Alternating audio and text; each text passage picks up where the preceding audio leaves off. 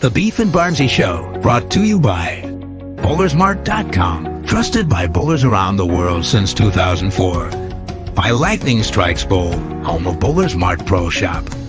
By Platinum Ford, drive the difference. By Fire Lake Bowling Center, 24 state-of-the-art lanes. By True Grit Coatings, drive on our passion. By Roll to Grip, king of them all. By 900 Global, striking worldwide. Good morning and welcome back to the Beef and Barnzy Show. And this day we have a good one. As usual, I am Barnzy, joined by the inimitable Stuart Williams. Beef Stew, how was your, I guess, since last Tuesday, your league? I don't know. Not bad. Ankles working somewhat, so that's good. I didn't leave all of my ankle in Phoenix on that lane when I smashed it with the ball, so that's good. Good morning, Stu. F Barnzy 24. Well, there you go. Somebody was watching.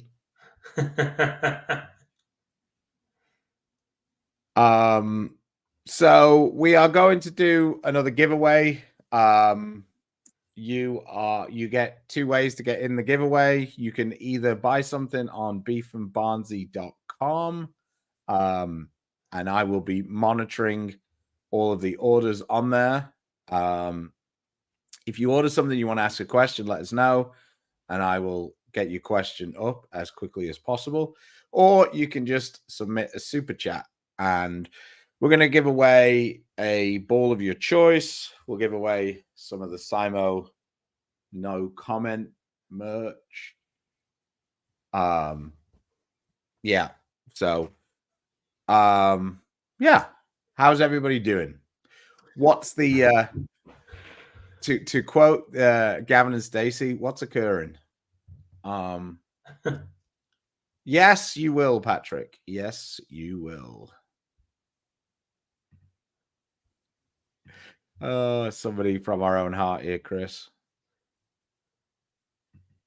Down a couple. Yep, here we go. It's none time. Suck a clock.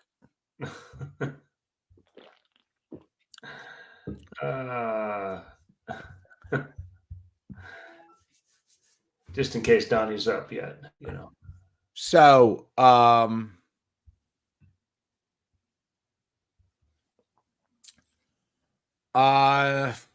no, they should be. But they're sort of not. You have to actually order those from coolwit.com. If you do order it through our site, it just gets messy because I don't think it's I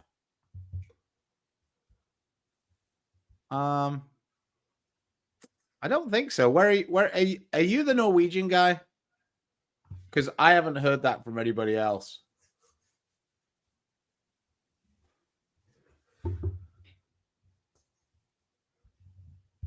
So my whole approach based on a tip from Baker a few weeks ago have beat my average every game except one since then. Jeez.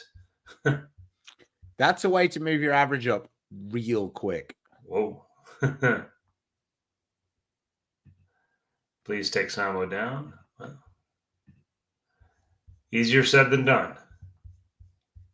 Yeah. Yeah, for sure. He is from Norway. So yeah, I don't know. I'm at a bit of a loss on that one because I haven't actually. They may have taken it down just because the international shipping became a pain, but I don't think so. So I don't know. So what are you doing? What are you thinking ball wise, Chris? You've obviously got some balls out there for the Masters. It's always this. Well, you know, as the point of contention is, we don't know exactly what we're going to bowl on, but it is 5 on a pair, which would lean me towards they're going to go with one of the higher volume pattern things that they've been testing for a while. So I wouldn't be surprised that maybe I would think it's one of two things. One, similar to last year, 45, 46 feet, or back to a more medium-ish pattern, but closer to 40 mils. I mean, that's an interesting thought. But I have no idea whatsoever.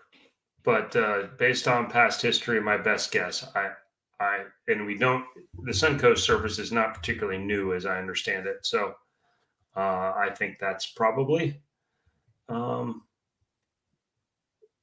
going to happen. I don't know. Now, fair chance that I have no idea. Are either of you looking for a Japanese translator? Are either of you are looking for a Japanese translator here that Otani's guy is looking for work?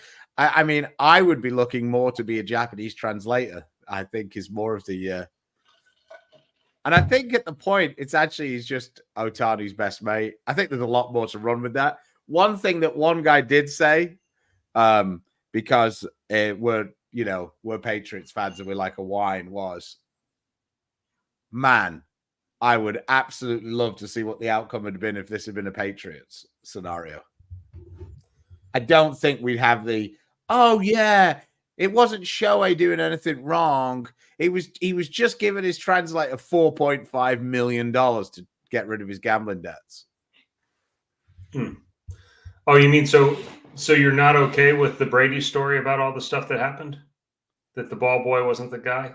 I'm just asking for a friend. Well, he was on his own with hashtag science on that one. Yeah. So, yeah, I was a little disappointed by that Pat's Dynasty thing. I thought that was kind of shitty. I have not seen it. Actually. Yeah, I mean, they called it Dynasty and then totally, painted over the second and the third, championships like in 4 minutes, and then went to focus on all the negative stuff. It was just a hit piece on Belichick, and now it's come back on Kraft because Kraft made himself look like an asshole. So that was kind of funny. David McCulley, my partner up in the SASBA and Allen, and he bowled good with Ashley Rucker last week in Oklahoma City. Any preference on squad for the Masters? And if so, why?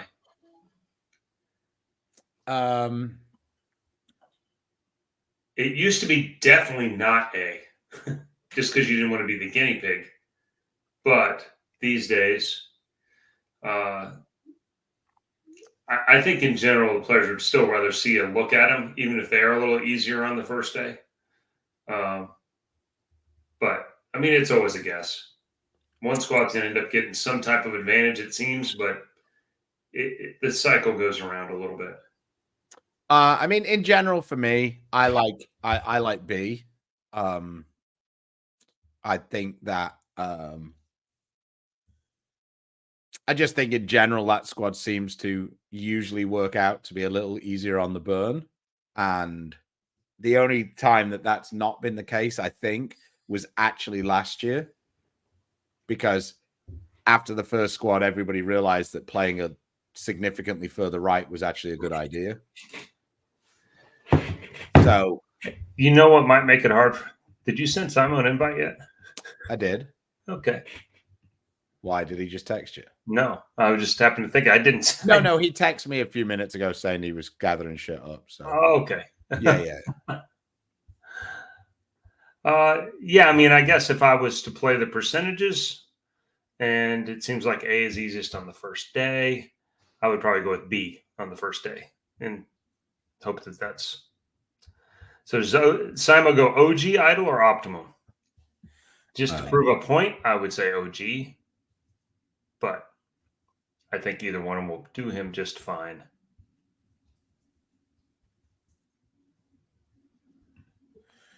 That's a wild story. Yeah, I don't think it matters. We've had a couple of orders on beefandbarnzy.com, so thank you to Michael and to Glenn. We've had a couple of t-shirt orders, so I appreciate you guys. I don't think Otani's a repeat cheater, though, so Fuck Philadelphia. Like, that's all I'm going to say about that. Get out of here with your touchdowns. How did you enjoy that baseball? Any recommendations on how to tackle the 38-foot web pattern? Starting 6. Reality, Phase 2, Purple Hammer, MV Tour, Zen Master Theorem. I don't think that pattern's that difficult. I think it's a longer short pattern, if that makes sense. Like, it's designed like it's short, but it's 38 feet. So there's plenty of friction to the right. When we've bowled on it anyway. So I think it's all about waiting for the pattern to stretch around second arrow and then just playing to the friction. So that's been the best one. So probably use your urethane for a couple of games and then switch into either whether you need the smooth ball of like Phase 2 or MV Tour, or if there's a higher friction, you can get into your theorem. So Brian, thank you. Appreciate you. Balls I'm definitely not taking. That's a good question. I'm probably definitely not taking a hustle. For me. Just because, just in general, I feel like on the PBA tour, for me personally, there's too much oil that gets down the lane. And that's just because there's so much rev rate. So once the oil gets down the lane, I find it hard to make the hustles go through the pins that well. Other things that I'm definitely not taking. I don't know. Everything's still on the table. I've got a few balls there. I've got a few balls on the PBA truck. I've got my one box of illegal balls, so to speak. I've got my pitch black, my platinum forward spare ball, and my reality check. They're all there, so they're definitely going. Yeah, I sent a hustle out there, but yeah, that's unlikely that it'll get some use. If they're what they were last year, there's several of those weaker balls that won't have any chance. If it's what they were 5 years ago, and then every year before that, then Tour Dynamics and urethane and all that will be in play. Yeah. So we'll answer these questions, but Simo's joined us, so let's bring him on in. Oh, that's weird. I see him, but I don't see him. What? I'll tell you what, I'll kick him out and he can come back in. He probably got a phone call at the same time. Chris, when will you know what squad you bowl on, and can fans get into the venue to watch before the finals? Yes, they can get in the whole time. No problem. Right now. What's that? And you know right now. And I'm on A squad. Yeah. I'm on A. I'm on B. Dom's on C. So you and Ryan are both on the same one, right? We're both on A. Yeah. So it seemed much of Wichita ended up on A, as it turns out. So they actually don't usually charge in Vegas. No, most of the time it's until the TV show. And even sometimes then on the TV show, they don't care. They'd rather. Joel, nice to see you. He says, "Morning, guys. I've been struggling with burn lately at tournaments. What ball is good? Ball down from the journey, if that's my lowest ball." Well, good news. There is quite a few to choose from. We have ones that I like anyway, down from the journey. Yeah. I mean, where are you going with this one, Chris? I mean, Gold Label would be down from Gold Label's down from that. I mean, Exponent Pearl has been but I guess I would probably go with Blackout first before I even got to that. But if you're symmetrical fans and gold, if not, I would go with the Blackout. Okay. There we go. All right. Yeah, my Wi-Fi the last few days has been going in and out. So I think as soon as we got connected, it got disconnected. Okay. But if it keeps doing it, I'll just switch to my phone. We'll make it work. Yeah. Mate, call me. I'll come around and help you. I could just go sit at your house. Well, Greg Moore might be a bit upset about that. I think he's working this morning. He'll be all right. Yeah, I've got good Wi-Fi at my place. So yeah, Joel, I also like the Revenant. If you can find one of those on the discontinued pile, I think that ball worked out pretty good for me. So thanks for your question. Hey, Josh, I appreciate it. If you've got a question, send it in. Aaron, coming back for more, eh? I am bowling a sport league soon. Can I get away with a short pin Rhino Pro and a sanded pie on short patterns, or do I need a urethane? I mean, I guess you could probably get away with it, but I think we live in a world where urethane is king. Don't you think, Simo? I would say so. If your rev rate's very high, if your rev rate's lower, you can probably survive a little easier without that. But although recently I've been seeing a lot of women using urethane as well. And annoyingly, it's been working. It's like the disease that's spreading. It can't stop. Well, I just had a buddy in town. Yeah. We were bowling at my friend's house, and we were chatting about balls. He like, so what ball should I get? I'm like, well, I'm thinking. He gave me his list of balls, and he has no middle balls, like no phase 2, anything like that. Something like that. So you don't think an IQ 78? No, I don't actually. Yeah, I mean, there is. If one of the organizations is really not going to address the fact that some of those urethane balls just hook miles more, and that hardness matters, I just don't. I don't understand the hypocrisy of it, but yeah, it's what we got to play with, so it's what we got. It is. Well, I'm sure we'll see a lot of them this week. But that's also why I think there might be 40 mils on the lane, because I think that slows down. Hope so. You might need 40 mils on the lane just for Suncoast in general. Well, I've heard the rumor. I've not bowled there. This is my my nice fair warning to everybody bowling the Masters. They have there's 2 different types of pin setters here. One of them, the mechanics are fairly new on, as in everybody in the world is new on. I went and practiced there. I think it was yesterday. Stopped in, bowled a couple quick games. Well, during the 10 minutes of practice for league that they had on the one side, they had one pair breakdown, which whatever, that always happens. But then they even had a pair they had to move within about 7 minutes of bowling on them. So prepare yourselves when you're bowling on the high end of the bowling center. The pace might be a little bit slower than the rest of the building. For a second, then I thought you were about to tell us they had string pins on one side, and I was going to be like, yes.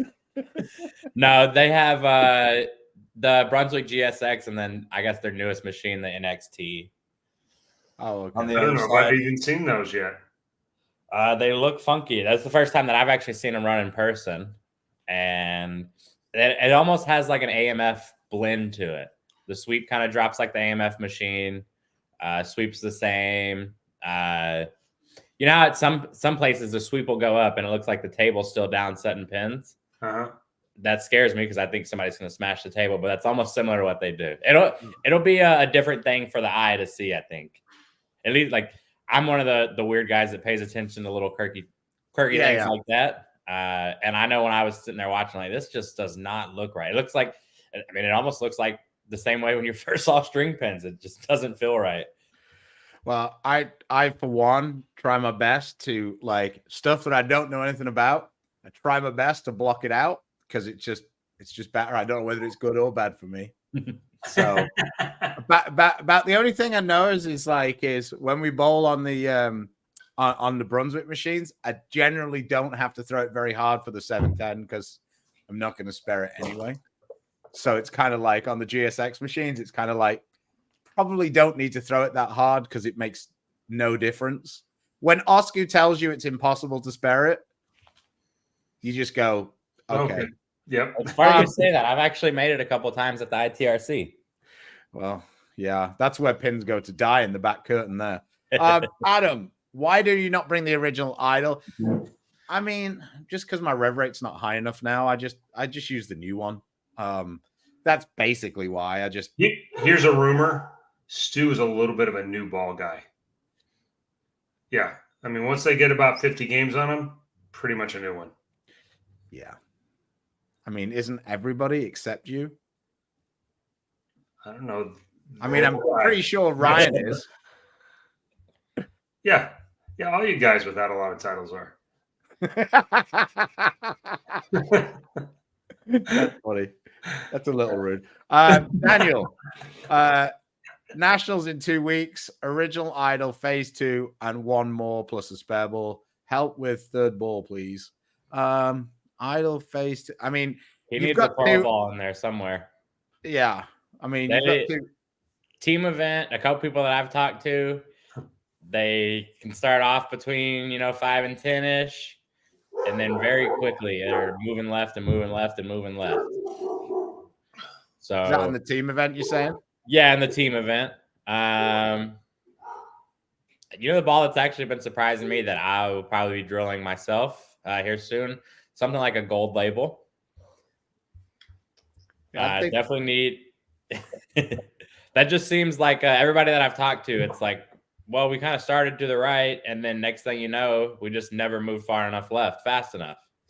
I think personally, and I've only seen 4 shots, or what the same as everybody else has seen online, but I think they just flipped the patterns, except for doubles and singles is now team, but they left a little slot for you to play to the right this year because I think they were harder than they wanted them to be for doubles and singles last year. Yeah, based off the patterns that they put, they would assume that they probably put a little more oil on the lane too, than what they had at least in doubles and singles last year. Oh yeah, you're rev dominant on top of it. You're going to need something a little, whether it's exponent pearl or something. You're going to need something cleaner for sure. What do you think of that exponent pearl, Simo? For me, it's like the most angular ball we have. Yeah, it is sideways. Where it's like there's times where I feel like I need a ball that's that quick. And then when I throw it, I watch it, I go, all right, maybe not that quick. But that's kind of been like a ball when they've been a little snugger down lane where I need that extra help, at least off of the spot. The exponent pearl has kind of been the move there. Speaking of a guy that can make it curve in a cool way at the back. Old Boogie. Callahan will be calling him Jesus from now on. This time of year, that one hits a little different. Well, jeez. Hey, Michael, long-time listener, can rarely see the show live. Well, that sucks. Sorry about that. Looking to fill some holes in my arsenal.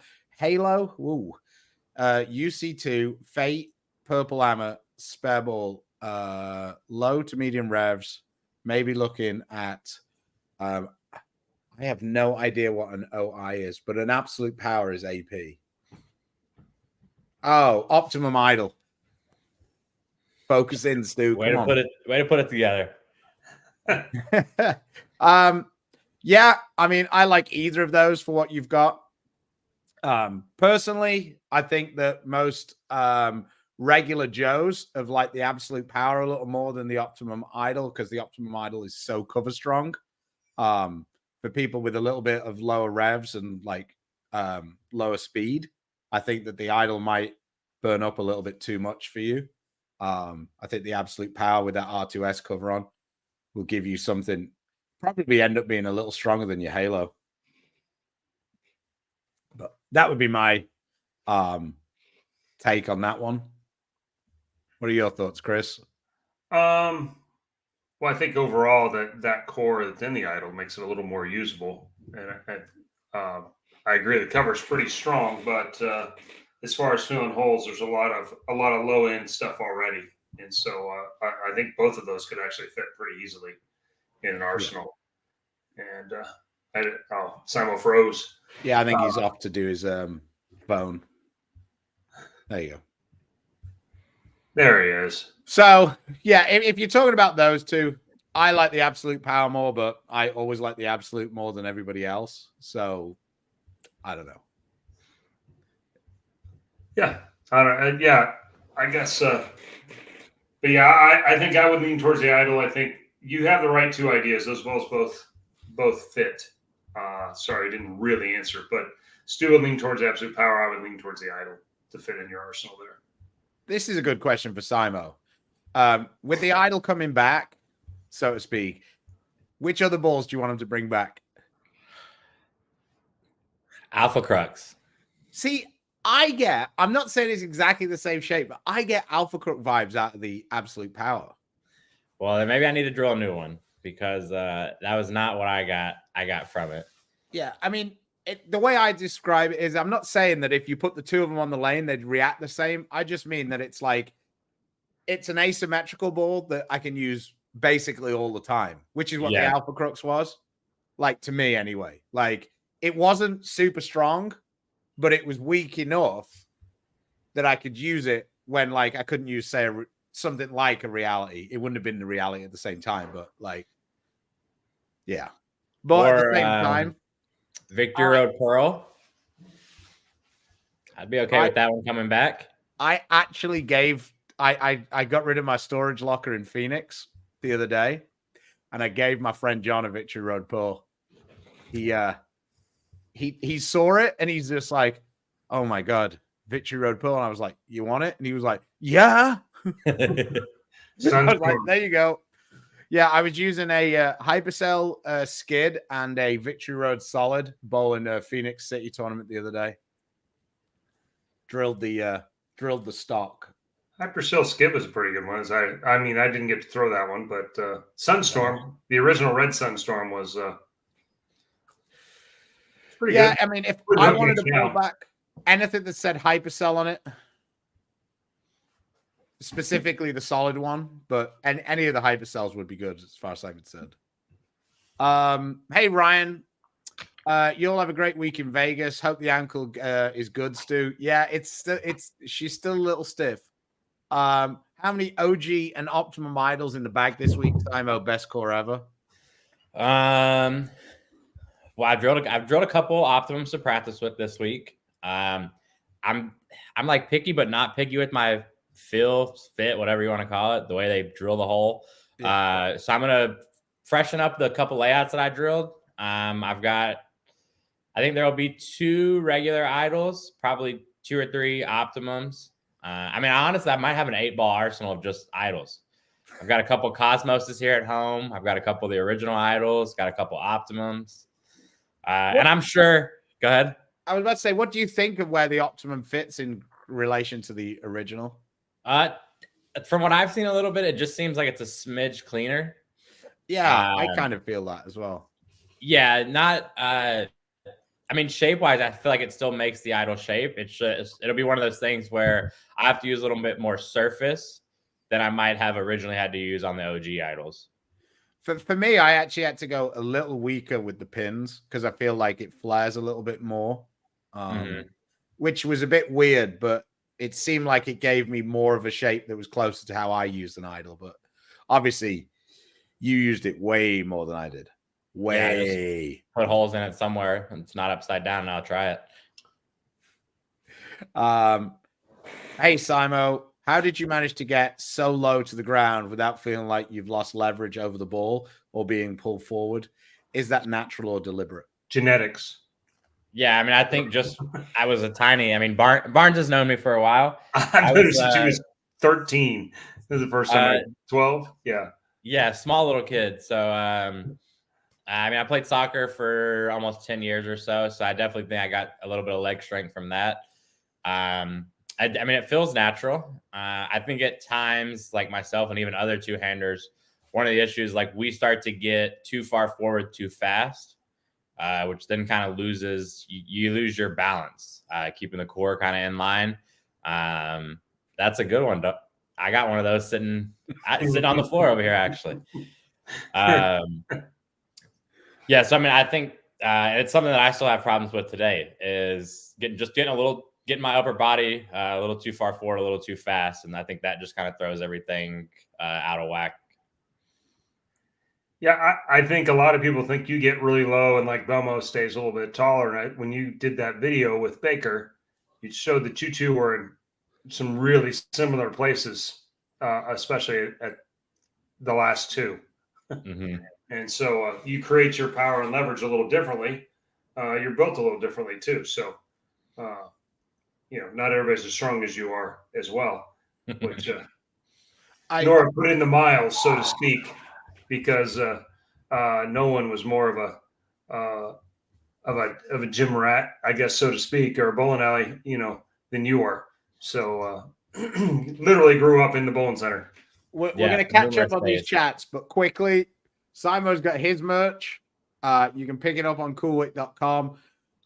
You can use either of our codes. Simon makes way too much money to worry about discount codes, so they probably haven't even sent it to me. So I've got no 10 or Beef Stew 10. No comment merch. You even get an Anthony Simonsen autograph on the back. Look at that. Woo!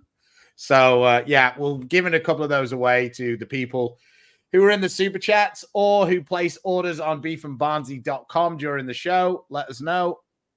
If you do, I've got my email open, so it gives me a notification when you do. We've currently got 2 orders, so they're in the drawing. What's your favorite ball right now, Simo? I think the one that I've been using the most has been the Exponent.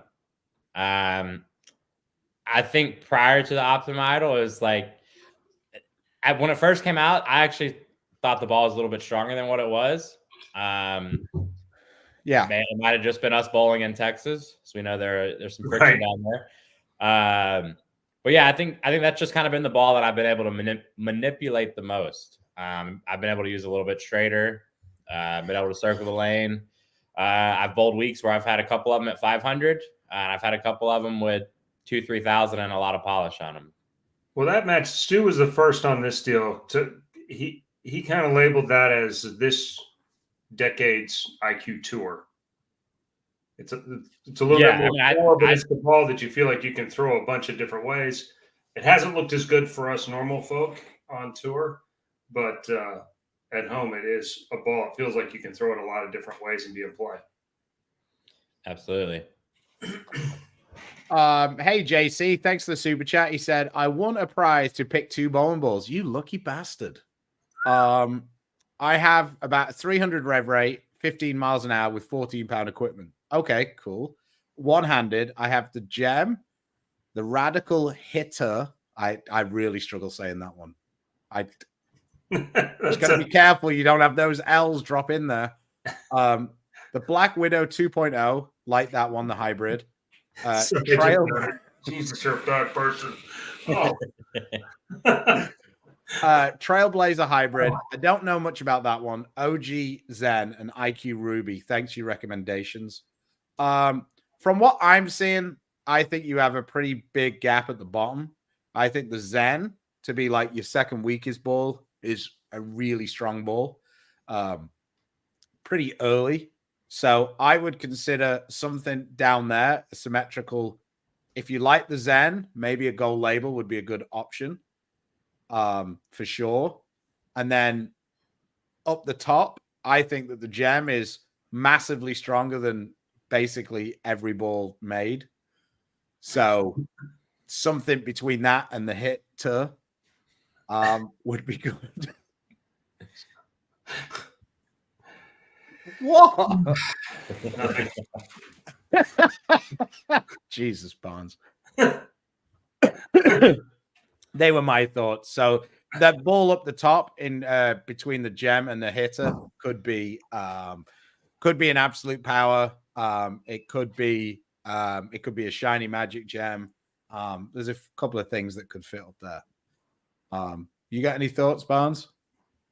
Yeah, I mean, the Attention Star is not my favorite. I've seen Simon get some miles out of it, but that's another ball that kind of fits in that category a little bit. What balls do you have in that? What do you go to off of a Gem? Another Gem as of lately. Gem to an Exponent Pearl, just a little small. Yeah, probably not. Yeah. No, that you're the one with the from one end of the bag to the other in one ball change, Chris. Yeah. Well, desperate times, desperate measures. I think for me, like the one that I'll end up start using a lot after. I've been using the Exponent, but I definitely think that there's a pretty big gap between the Gem and the Exponent. Yeah. I've just kind of been making the Gem work as long as possible. It's where the idle fits in, maybe. Yeah, I think that's going to be that little window there. Because you still got a decent amount of control. Yeah, it's not an asymmetric ball, but at the same time, there's still a little bit of shape, and you can kind of manipulate it really any way you want. I'm looking forward for the day when I can be your ball rep, so I can really do nothing, but then take some credit for how well you bowl. Well, I'll let you know why I bowled bad. So, well, yeah, we've got thick enough skin that we wouldn't cry when you yell at us. You won't yell at me any worse than I've yelled at me. Look, here's the way. It's all right. I say what I gotta say, but when the block's over, I'll come give you a hug, tell you I love you, and I'll see you at the next block. We'll carry it on. But sorry, just quickly, the other ball that I think could fit in that gap at the top is the DNA coil. I like what that one does. Kind of stronger, somewhat similar cover to the exotic gem, but I think the exotic gem for me was really hard to control because it stood up so hard. Whereas I think that the DNA coil is a little more rounded, so I think it's more useful for me than the exotic gem was. Why does nobody use the magic gem, by the way? Is it just because it's so close to the regular gem that nobody wants to change? Yeah, I mean, I know the colors mess with me a little bit. And like in terms of trying to be able to see the ball roll. For me, like the gem's just been a ball that I've really, really liked. And they're pretty close. Obviously there is a little bit of differences in the cover stock, but it's like one of those things where I don't necessarily need the 2024 model and the 2023 models working just fine. That's kind of how I see it as well. I think it's almost like, I think that more people would use that ball. Of the tour guys, we're not talking about like the people who are buying all the balls, but for the tour guys, I think that gap would be better served if that ball was shiny. I think more people would use it because when I've shined one, it was actually pretty useful for me, especially at home. But yeah. Stuart, regular contributor to the show. He says, I won a Vibo in what is it with everybody winning bowling balls? Jesus. I won a blackout in a side pot prize at the last tournament. Where would it fit in this arsenal? I have the Magic Gem, the Journey, the Summit, Tour Dynamics, and a Rusty Wallace spare ball. I remember that spare ball. Enormous gap in between Summit and Dynamics. Yeah, it would fit dead in that gap. I would think that your Summit would be in front of the Journey. So I would think you go Magic Gem, Summit, Journey, Vibo, and then the Tour Dynamics.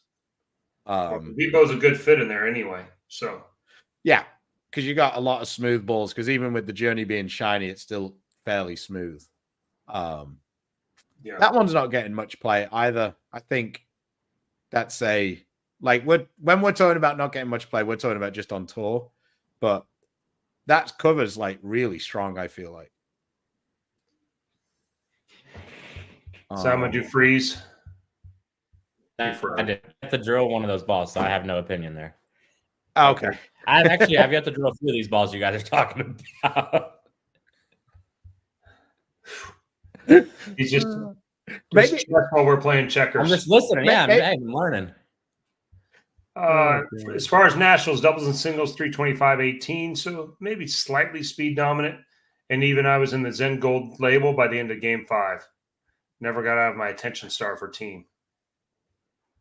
All right. No. The original DNA. I don't know. The original DNA is close to almost anything, to be honest. It was just mismarketed, in my opinion. I mean, it was supposed to be the super strong cover. It just wasn't. Yes, I actually have. Being as I'm the only person who seems to like the absolute core on tour, I get first dibs on all of them. So I've got shiny ones and dull ones. Mainly been using it just out of the box, but the other week when we were in, whenever the scores, when I bowl next to Simon, he just kept yelling league bowling. Where was that? That's been every week, mate. Anderson. I have asked the lane guy, how bad do you think we are, a couple of times. But when we bowled in Anderson, and the scores were like super high, I drilled a shiny, absolute, exactly the same as my DNA coil, because the coil hooked a little earlier and then was kind of didn't really make the corner. And once that happened, I went straight to the absolute power because it had the cleaner cover. And once I shined it up, it worked out really well for me in that gap. So, yes. Still have Simon, you still have any hay wires around? Oh, God, he's going to get it. He's going to his living room. He's just going to go grab one. Hey, John, I just saw your order. Thank you. Appreciate you. There she is. Well, this is the loose one. There's still another case tucked away. I figured this was a little easier to bring over. Oh, God. Those balls for me just don't, they're never going to hook again. Like, Simon, what's your all-time favorite ball? I mean, it's kind of hard to argue with the idol, at least over the recent years. One that I think I really loved that everybody loved was the Second Dimension. That was the daddy. I would love to find me one of those. Or since I know Cotton, my answer to Cotton would be any ball that gets me enough strikes to beat him. So a house ball. Now, we do got a few more super chats, but I want to take a second. You went on a run last year where I think it got underserved because of EJ's 5 titles, but you never finished outside of the top 10 for an entire season, which to my knowledge, and although it's super hard to find any stats on the R2 website, I guess to really check, maybe Eric Hartman can tell, I don't think anyone's ever finished in the top 10 of every single tournament. And I hate lathering you up a little bit because you're already so, so overconfident. And, but what exactly, after a season like that, what motivates you? What do you? I mean, I think my deal has always been like, I just try to bowl as well as I can week to week, regardless of PBA events, just local stuff. Obviously, for us, we make our bread and butter out on the tour. So those are the weeks that they're what I really look forward to, I guess. But it's just, I think one thing that I've always enjoyed, and I tell people, like, even just non-bowlers, that like, regardless of how good I am, how good I become, I mean, same as you guys, is we'll never be able to just walk into the bowling alley and bowl 300 every single time. There's always some learning going on to it. There's always a puzzle to figure out.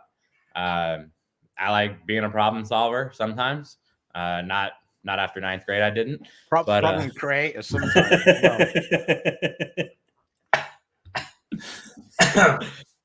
It's just different problems. That's all. I just, I mean, I look forward to it. It's something that I've obviously done for a long time. I mean, but it's just fun to go out week after week and just try to perform as best as you can. As I've come to learn over the last few years, is you're not going to win very many times. Obviously you can get there a bunch, you can make a lot of shows and get yourself close. But I think it's just kind of, I enjoy putting the pieces all together. So when you do get that, like the opportunity, like the Pete Weber Classic, that was kind of, it puts everything together. It's like, all right, all the long hours, all that stuff, it makes it like that is worth it. Obviously at the end of the day, we're just trying to make a living doing it. So getting a check is fine, but it just one of those, I guess, no expectations is kind of the easiest thing for me to just go bowl and try to win every tournament. So what kind of mode do you like to play in? Do you like loose, relaxed, music, angry? I mean, I think it really just kind of depends on the day. Sometimes after the match, just dead silent. I'm just kind of thinking of my thoughts of what the lanes might do, what I might do. And there's some days when, probably the days you feel a little more comfortable on the lanes, there's a little bit of music going. I ride with Trevor Roberts, and we're with him a lot. So we'll kind of go back and forth on who's DJ, and if he's bowling better, he'll pick the music, etc., stuff like that. So Trevor doesn't pick the music then? Some days. Because the Yeah, one I day think we he were- bowled like an absolute goat at the US Open, you still beat him by 50. I know. He had literally a career day. Bill goes up to him and goes, "That's the best block I've ever seen," because he was to the left of Trevor. And I go, "Simo beat him by 60." And Bill goes, "I don't fucking care. Simo doesn't count," and then just walked off. Yeah, Trevor was actually he was giving me a hard time. He's like, I bowled so good today, and you beat me by 50. I actually got a funny story about the US Open. So the first day, Trevor bowls I want to say he bowled like 30 over. And we get back to the house, and he's like, I bowled so bad. Yeah, just going on and on. And I'm just kind of like looking at him like, 30 over today is pretty good. Whatever. We've all been in that mode, right? Where we felt like we could have had more than what we got. So then the next day, he struggles. He bowls like 80 under. And we're back at the house. We have lunch. He comes out of the room and goes, 80 under? That's not that bad. I feel pretty good about that. I'm just like, hang on. You just bowled 130 pins less and you feel much better. He's like, yeah, we kind of chatted. And I was like, kind of a weird way to look at that. I said, but as long as, you're kind of focused for the following day, which is then when he bowled like 130 over. So it's just kind of funny to me because had you told me day one, hey, I'll give you 30 over, I would have signed my score sheet, called it good. And then here we are. Trevor's complaining about bowling bad, bowling 30 over. So he did do the weirdest thing I've ever seen though.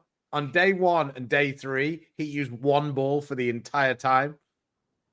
I'm like, bro, you registered 10. You can change. Nah, not needed. It did kick him in the ass a bit towards the end of day 1, but day 3, man, he was fucking amazing. Maybe that's why I was so frustrated. We got a couple of more orders. Todd, I thank you, and Matt, thanks. Got the orders, so appreciate you guys. Thanks, Darren. Thanks for the super chat. Thanks for the open Arsenal advice a couple weeks ago. Did all right for 6, 7 of the 9 games. We couldn't adjust games 3 and 9. ASIM's out 10. Outside of 10. Outside of 10 worked for me. That's good. Well, we've seen a lot of people at the end of the block still playing to the right on both squads, a little lower rev rates, but so I wouldn't be surprised if some and then we've seen Mitch obviously sliding in the left gutter because that's what he does. But funny story, we bowled the when we bowled the Plano foursome, I beat Simo for about 6 of the 7 games, and he made about 2,000 more in action than I did. So sometimes it's all about which of the key games. Being in all of them helps too, but yeah, that's true. But sometimes it really doesn't help. It just makes the bill bigger. Oh, Michael, appreciate the super chats. For nationals, what kind of balls generally work when you're switching out of urethane? Of course, Stu's answer is it depends. But Simo, go ahead.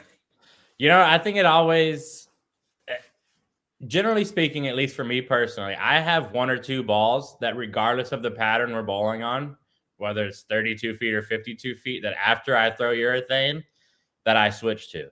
So like for me, most of the time, those 2 balls would be a gem or even now like the original Idol, because I'm still looking for some control. And then I think from there, you just kind of get into what you know. I know everybody's a little bit differently, but I think that makes it easier for me when I know I have a couple balls that I use in the urethane transition that I know if they do X, Y, or Z, what or how to change off of it. So personally, I'm still looking for balls that are still going to control the down lane shape, which is why most people use the urethane ball early. Right. And you go to it. Yeah. I call it a bridge ball, but yeah, the first ball out of it. And normally that's your base of, oh, wow, this gem or reality or whatever it may be, whatever your ball is in there. That's your one. You go, oh, wow. Okay. Now I know what the lane's doing with reactive. And then you get to absolute power. Then you're able to just bowl after you know what you're already going to switch to. Yeah. I think that you and EJ do you and EJ look at it differently than almost everybody else, which is why everybody else is wrong and you guys are right, because you bowl great every week. But in general, you two try to stay closer to the urethane and like use speed to like really like get it to be early and like lay on that urethane, especially EJ. Like he really throws it into the front part of the lane and stays close to it.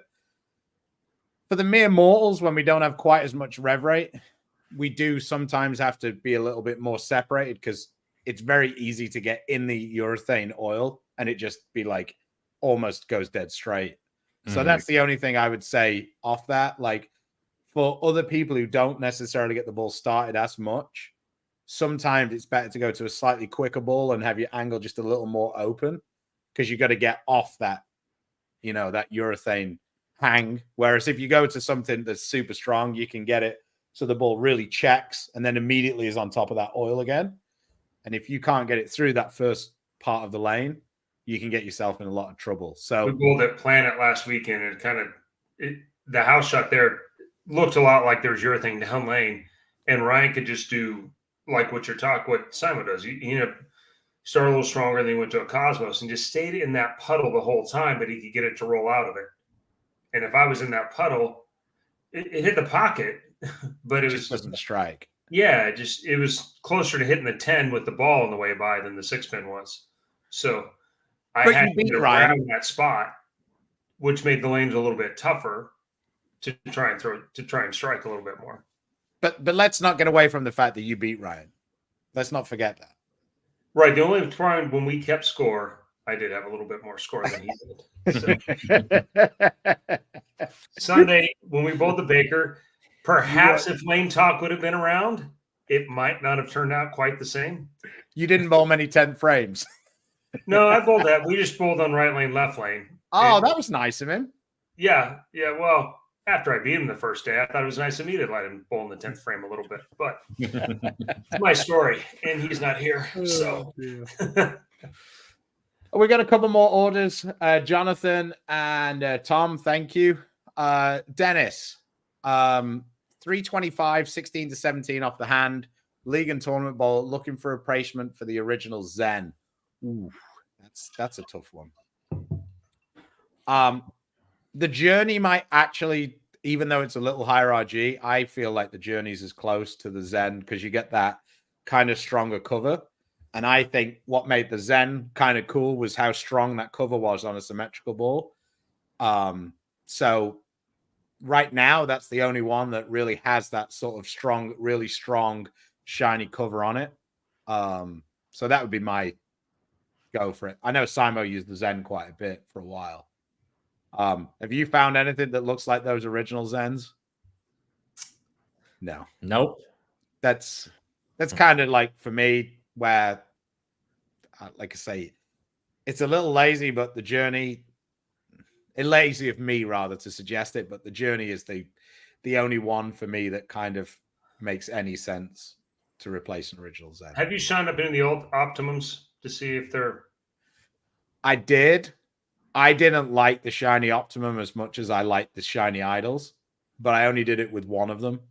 And it didn't really... It did it a little bit like the Gem does, where it just made it a bit weaker. It didn't really... Like when you used to shine Idols, they used to go from being like super smooth to like almost really angular. That's how it was for me anyway. I could make it really angular. It just made it a bit weaker. It didn't really make it like super clean and like angular off it. It just was like a bit less hook. But I was doing it in Delaware. I mean, maybe I'll get that ball out in Detroit and it'll be sideways, you know, on a surface that's a bit cleaner, you know. All right. Yeah, let's be clear about that. That was just a joke. Just a joke. Yeah. The name of the year is Darius Overseas Dream DP. Okay. What's your go-to layouts on asymmetricals and symmetrical balls, Simo? Planning on getting an Optimum Idol, thinking of a 5x5x3. I personally don't use the 2LS just because right when they came out with that, I was just getting an understanding on the dual angle. So we had slow steps here. And then prior to the dual angle, it was just, the old finger method. All right, looks Rat. good there. We call that the rat layout. Look, it didn't matter when you could put a weight hole on the side. It always worked. For me, I don't know if you guys have the conversion. I know I don't have a conversion sitting in front of me. But generally, most of it, the stuff I do, it's 65 by anywhere between 5 to 5.5, with a 35 to 45 degree back angle. Nothing too crazy. You don't really use those super high. No, not the super, super tall pins. Short VAL ones and all that. Yeah. Yeah. They just, I feel like I can already get my ball to go a little forward with my speed, so I don't need any extra help on those. I'm actually trying to get mine to make the corner a little bit harder. Yeah. You bowl very much like a one-hander. I know that sounds ridiculous, but you have the advantages of the two-hander while sort of bowling like a one-hander. It's kind of a weird, when you watch the two-hander, most of the two-handers, they're really trying to control what they've got, whereas you don't really need to do that because you have the control already. You're just trying to shape it almost in the same ways that I would try and do. Oh, this one doesn't quite get round the corner. Well, almost every other two-hander's I'll just hit it harder. And you're why would I do that? I can just rotate it a little more and then it'll just come around the corner fine. So it's kind of interesting watching it. I don't think you bowl like any of the other two-handers, just from watching it anyway. But back to Victor's or Vikal's question. I think that layout is probably fine. Yeah, I'm personally big on. There's a couple layouts that I use. There's so many bowling balls nowadays, even not just speaking under the SPI brands. From everybody, there's a lot of bowling balls nowadays. So I feel 15 years ago, yes, layouts matter. Don't get me wrong, but they now you're able to dial in a couple layouts and let the variety of the bowling balls really dictate how they're going to change the roll. 100%. Because basically the layout is just a way to do anything about relative to your other balls. So you just don't want to think you're drilling a 4-inch pin when you're actually drilling a 6-inch pin. Yeah. If you know the ball above your ring finger rolls good for you, well, feel free. Probably should fire away. Half inch one way, half inch the other, move it up and down a little bit. Probably good. You'll see some different shapes. Yeah. Have you thrown the coil? I have not. That'll I don't see myself drilling it this week at the Masters. I'll be honest, I'm probably not going to drill very many new balls.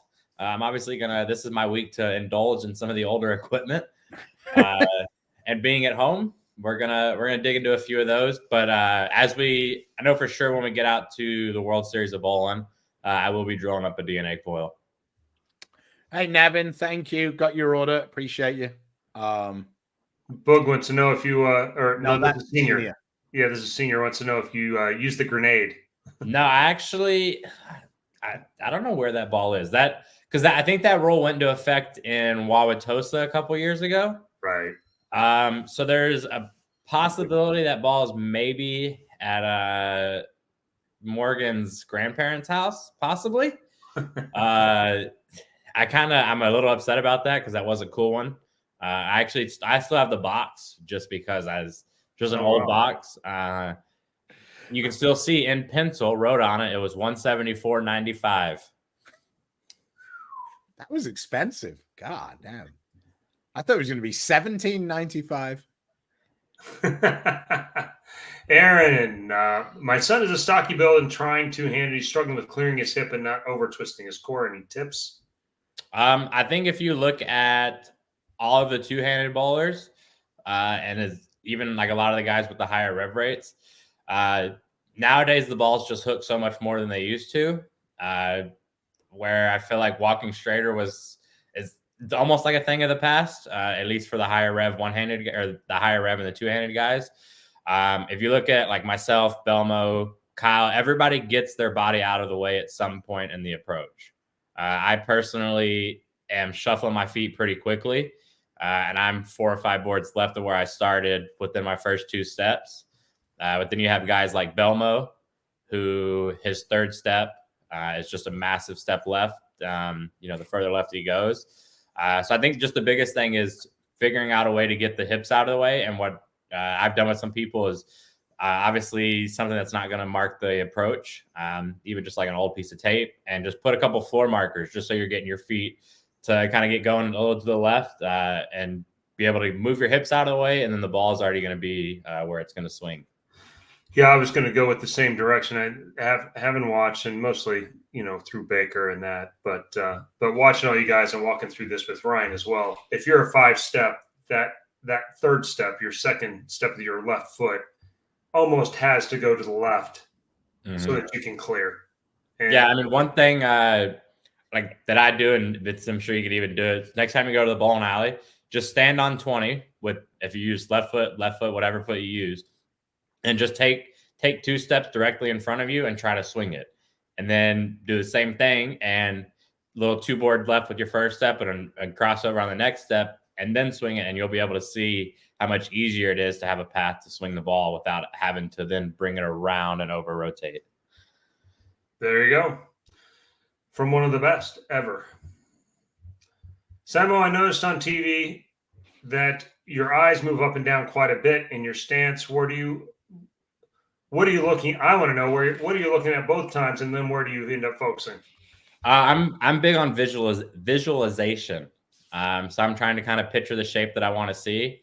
And a lot of times it's kind of looking like, all right, here's kind of the vicinity I want my ball to hook at. And I just start working my eyes back kind of gradually as opposed to just straight to the line. I end up right around the foul line. But it's just kind of one of those things where it's almost like Phil. It's gotten to the point where if I'm standing on 12 and I need to get my ball to 5 down lane based off the knowledge that I've got, it's just I use the feel, but it always ends up going back to the foul line whenever I let go of it. I think it'd be cool to how for one of the shows Belmo had like the Google glasses or something. Right. I think it'd be neat to be able to go back and see a video of actually what I am looking at. Obviously, it's just my own perspective the whole time. But I think there's a few guys who have done that. Wes has looked at the foul line. And I think it just all is kind of personal preference. Kretzer, Liz. They might have some at the ITRC if you want to go down there and hang out. Yeah, I think I still got eligibility. Yeah, I think I still got 2 more years. I think I'm allowed to use the facility. I just anticipate, like in the movies where Simon goes to swipe his badge and just goes, eh, eh.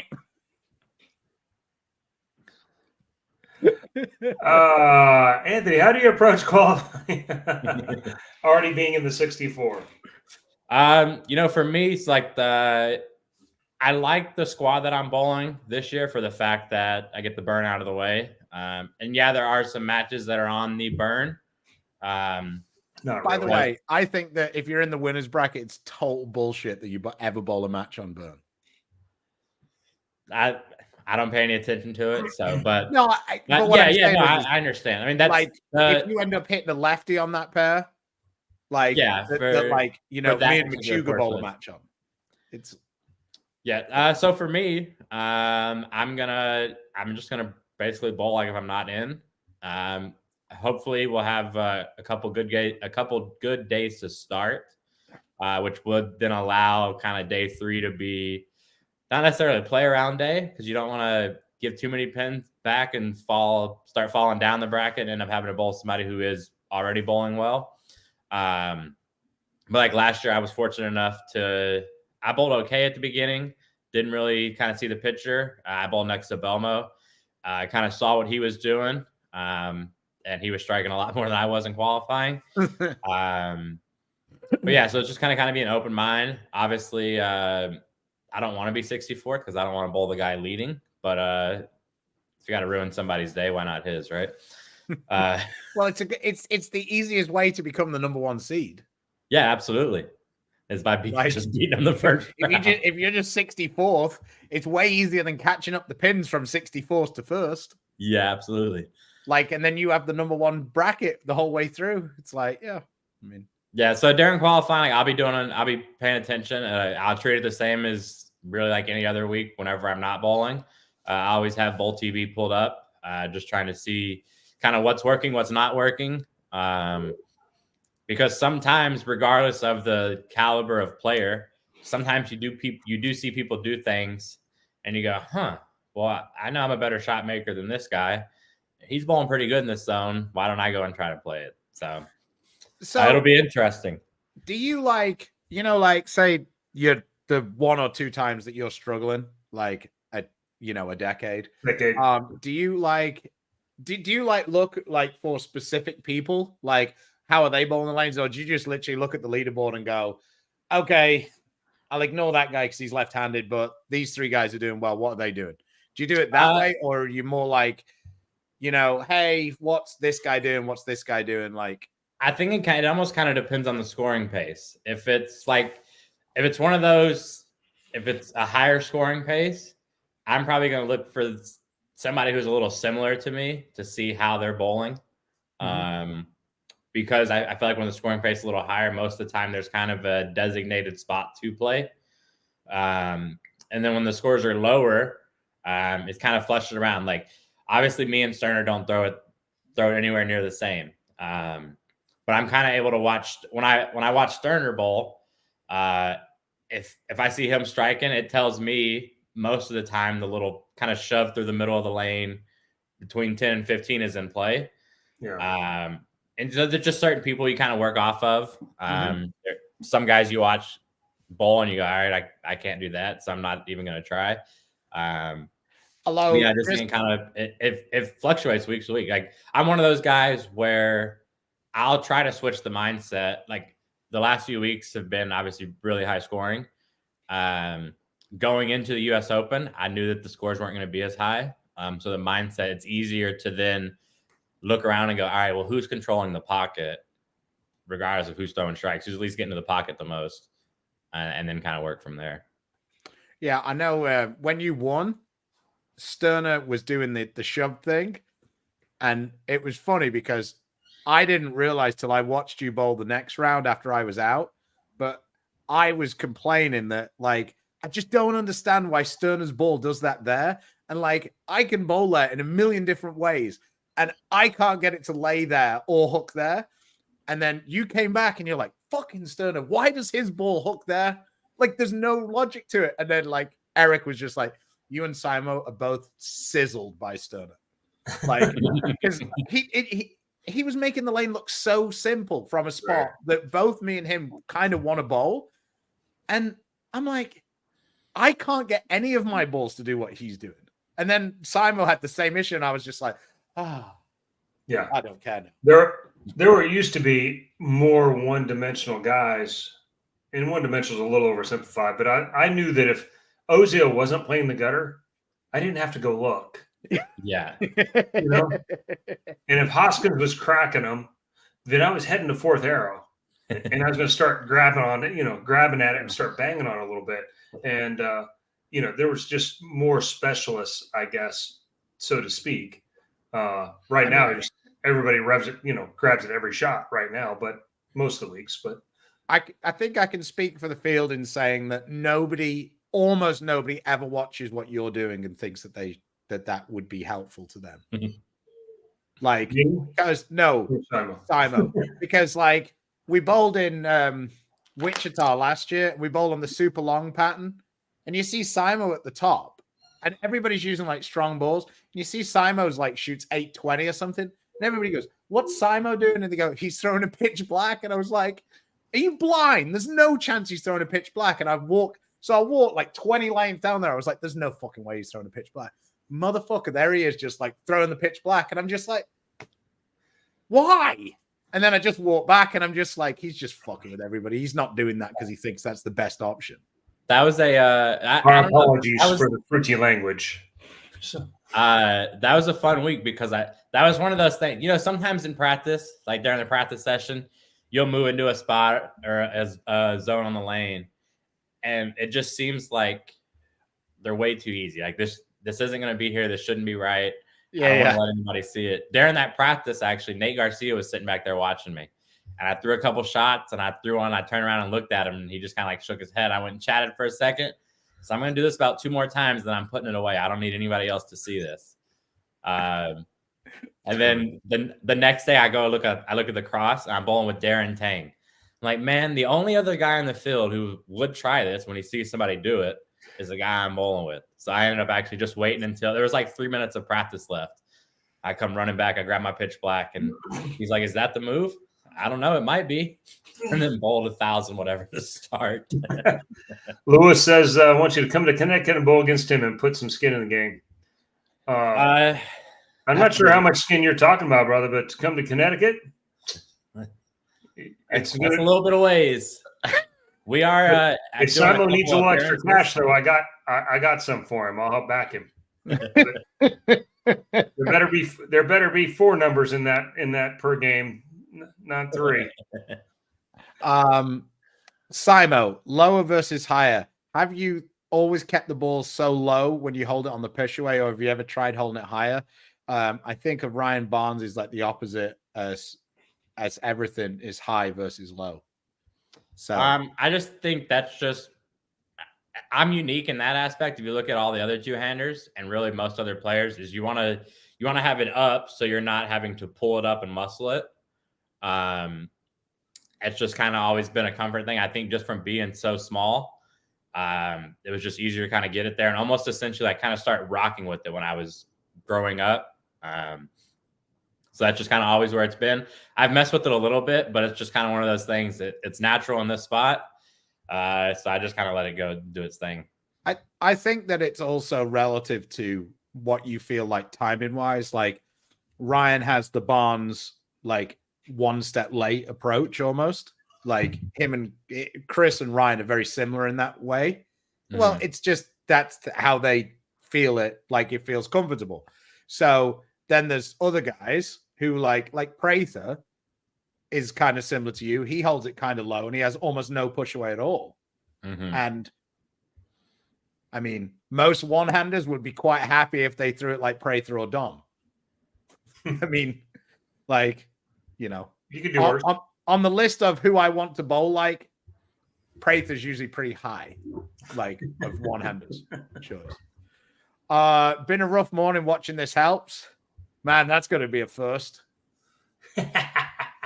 I appreciate you saying nice things. Right. Timothy says, any suggestions?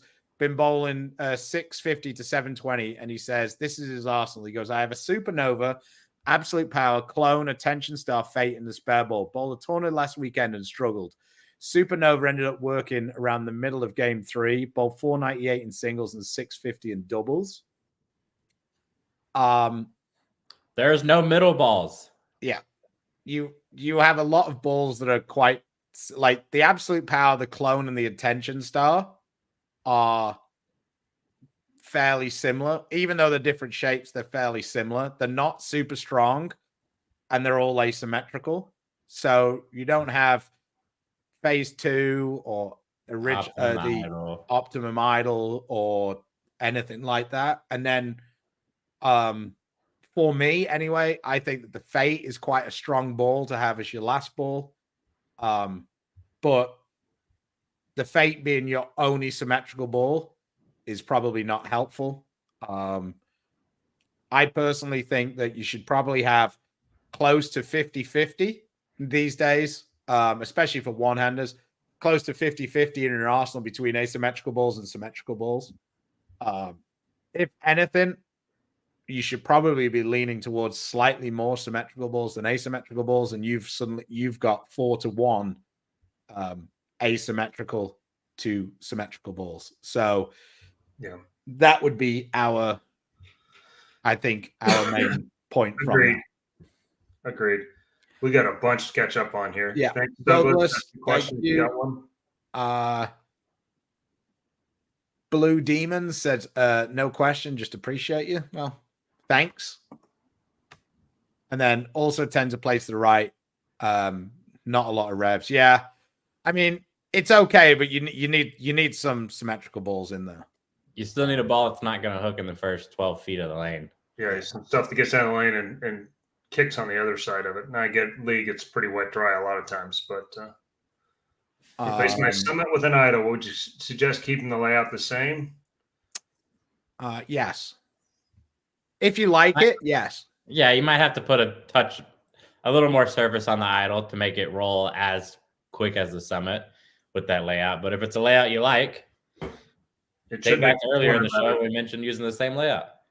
Yeah. I mean, the thing is they both got their AI core thing on it. So they're actually a little more similar than I think people want to give it credit for.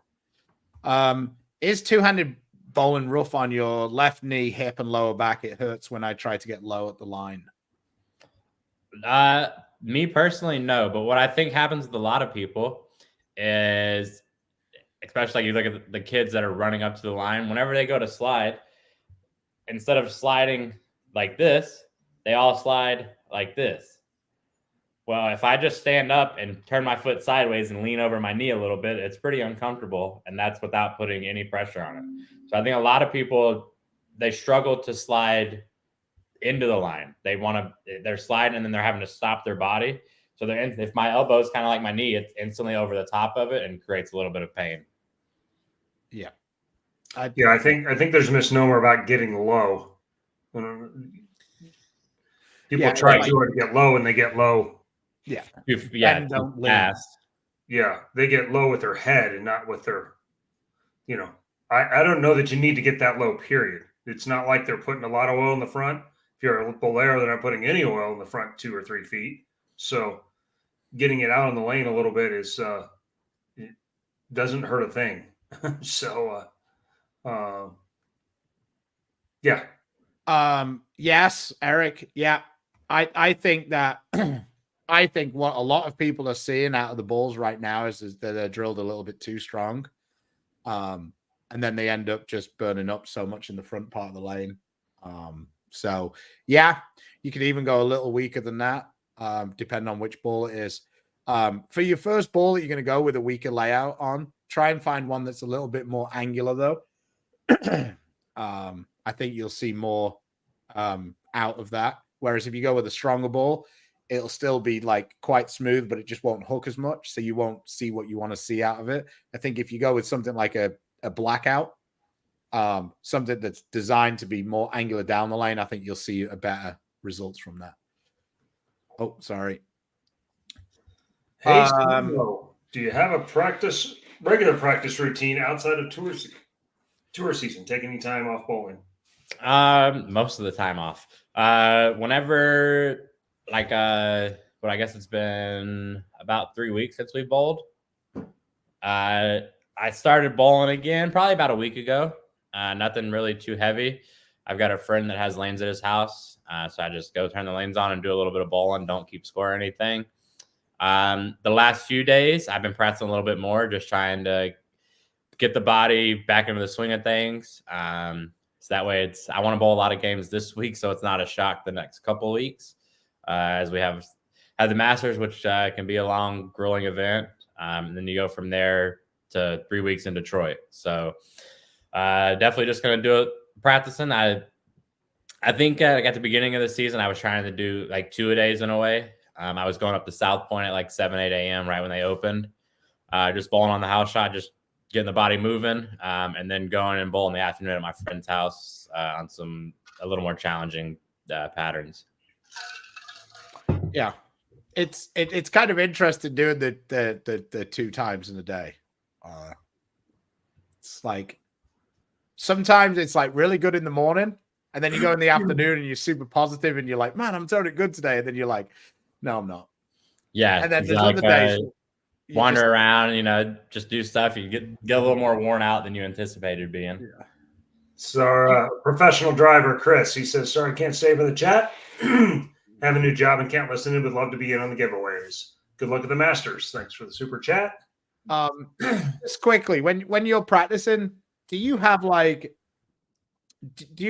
a set like goal for the practice, or is it just more about like getting that like? So it feels like everything's slotting in. Yeah, I mean, I just kind of bowl. because there's definitely been some times, and like one thing that I've realized is I like to say I'm not a good practice bowler because when I'm practicing, I think it's harder for me to shut the brain off and just bowl. Because you're trying to, tweak this, tweak that, etc. But whenever I'm competing, it's just, okay, I need my ball to hook a little more or a little less, etc. Like it's kind of to the simple things. You're not trying to dive into the fundamentals, etc. So one thing that I've been trying to just work on a little bit more is just bowling and not trying to mess with things, because I'll mess with a few things and then 4 or 5 minutes later, I'm frustrated because it doesn't feel like it's right. But there was nothing wrong at the beginning of the practice in the first place. So just bowling and just trying to really get an understanding of the balls themselves. Like this week, I drilled some balls actually with some stronger pins, just to see a little bit different shape.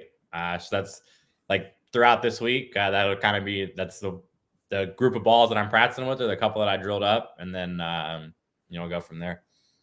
Yeah. Do you ever have go ahead, Chris? Yeah, it feels like something that might have served well on some of those higher scoring weeks to blend out the wet dries and some of that stuff.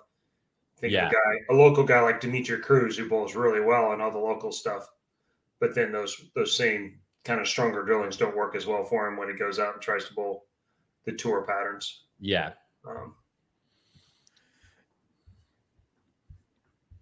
Good luck to the Masters. Thanks for providing. Yeah, we are going to have a drawing and giveaway here at some point. We got to get through all these, but submit whatever you want to submit here, and we'll do that shortly. So, guys, Malcolm says, "Hey guys, Simon was the junior goat." Well, there you go, junior.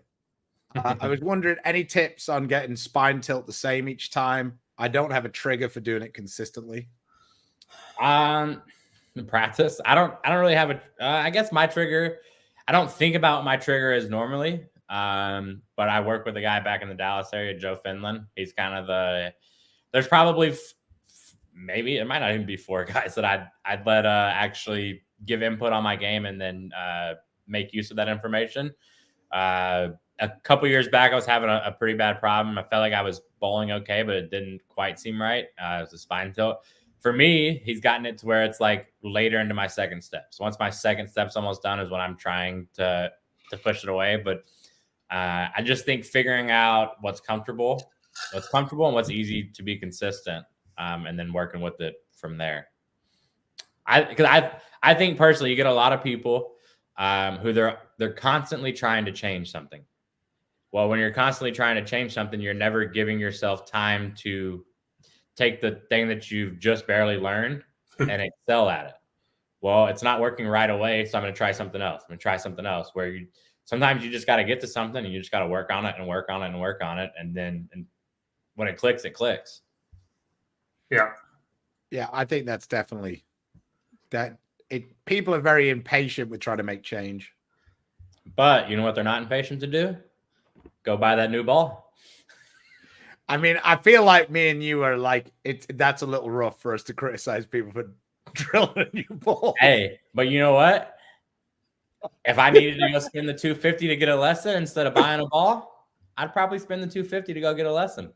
Hey, I'm behind. All I know is I'm in 3rd place right now. It might be because Prather's had 2 fit changes, but I'm not in the top 2. So,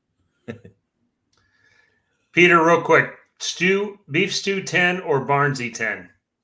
No discount code on beefandbarnzy.com. Yeah. Don't know why. We just don't. It's a different system. Thanks for advice a few weeks ago. What's the go-to tour food for you guys? Whatever's open at 10:15. Simon's a Piata guy. Yeah, I'm a Piata guy. And thankfully, so we bowled in Indy, once and a half technically. We bowled in Anderson. One of the days I did make a trip down to Piata for lunch. A smooth 35-minute drive. But I made it worth it. I got 2 bowls. That way I could have one for lunch the following day. I like that place, but I don't like it that much. Yeah, it's we can blame Dino. You know, he showed me that in 2016, the first year I won the Masters. That's fair. We don't need any reason to blame Dino. Let's just Dino is Dino. That's what. Yeah. I mean, I took Dom there. Dom goes, well, don't need to ask Simon for advice on restaurants. That's funny because there's a lot of other people who are like, hey, Simon, what are we eating here? What's good here? We just won't tell Dom about the Korean barbecue here. He can just go. He can go find it somewhere else. He's from England. What's he know about food anyway? Yeah. Okay. Okay, Bonds. Sorry, Piotr must have flavor. He doesn't do flavor. Curry isn't a delicacy when you're in London. That's how bad the food is. So, it's such a life of a ball. Phase 2 that's been baked 3 times, resurfaced multiple times in a year's worth of practice, league, and tournament games. Probably less than that. I don't think there's a definitive answer. I think you bowl at some places where there's a lot more oil on the lane than other places. And then there's some balls that just seem to last a little longer than others. But I think cleaning your ball after league, getting all the gunk off of it should definitely help increase the longevity or the lifespan of the ball. Here's my take. The smoother the ball is initially, the longer it seems that it will last. And the more medium it is. Yeah.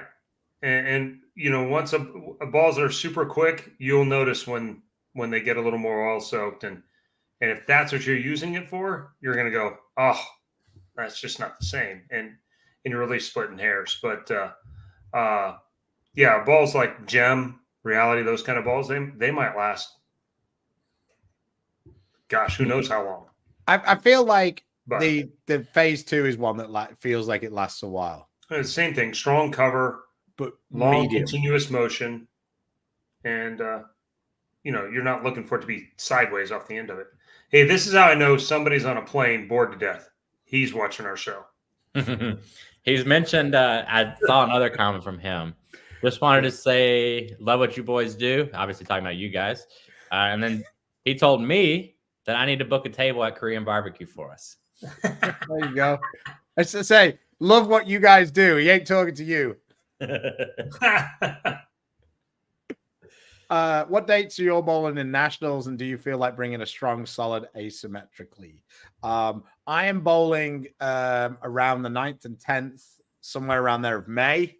I will bring a strong asymmetrical ball because they almost are always in play at nationals at some point. I'll probably go over and have a little look while we're there this week. But yes. How about you, Simon? Have you got a date for nationals yet? No, the last few years I've just been subbing. I've had some conflicting events like with teams. So I've just been hopping on the sub board, but what I don't like doing is I don't like bowling early in the year. No, I like having an idea. And then, what was that? If they're hiding the patterns, why would you? Yeah. And then I'm also a guy who likes to play a lot of the year-long action stuff. So I think if you max everything out, it's like 9K for the week for the year-long stuff. And I don't really like leaving that much money tied up just sitting there, you know? So yeah, 100% why I don't play a lot of the year-long stuff. Because it's like last year I bowled a little bit earlier than I would have liked. And I think I played about half of it. So obviously it's a unique thing, but it makes sense. Your income's a little light compared to, you know, a lot of us. So. Yeah, fair. I personally, just from my take on it anyway. For the other half this year, I'll go ahead and float it for you. All right. Somebody made a comment about you opening their wallet earlier, and was obviously money-making opportunity. But he said if he likes you, he'll open the wallet, and he split a meal with me before, so we're in good terms. Oh, Chris has bought plenty of meals for me. I've said this many a times. I buy from my friends, so if you haven't been around, I mean, who did I never want to face for a title? Chris, because he turns into fucking Earl Anthony every time he bowls me. Like the absolute goat of bowling. Like his average against me is about 277. It is a little unfortunate for what my TV record is. You and Tommy were like my guys. It's fucking unbelievable. The guys that I was supposed to beat every time because I was on every show.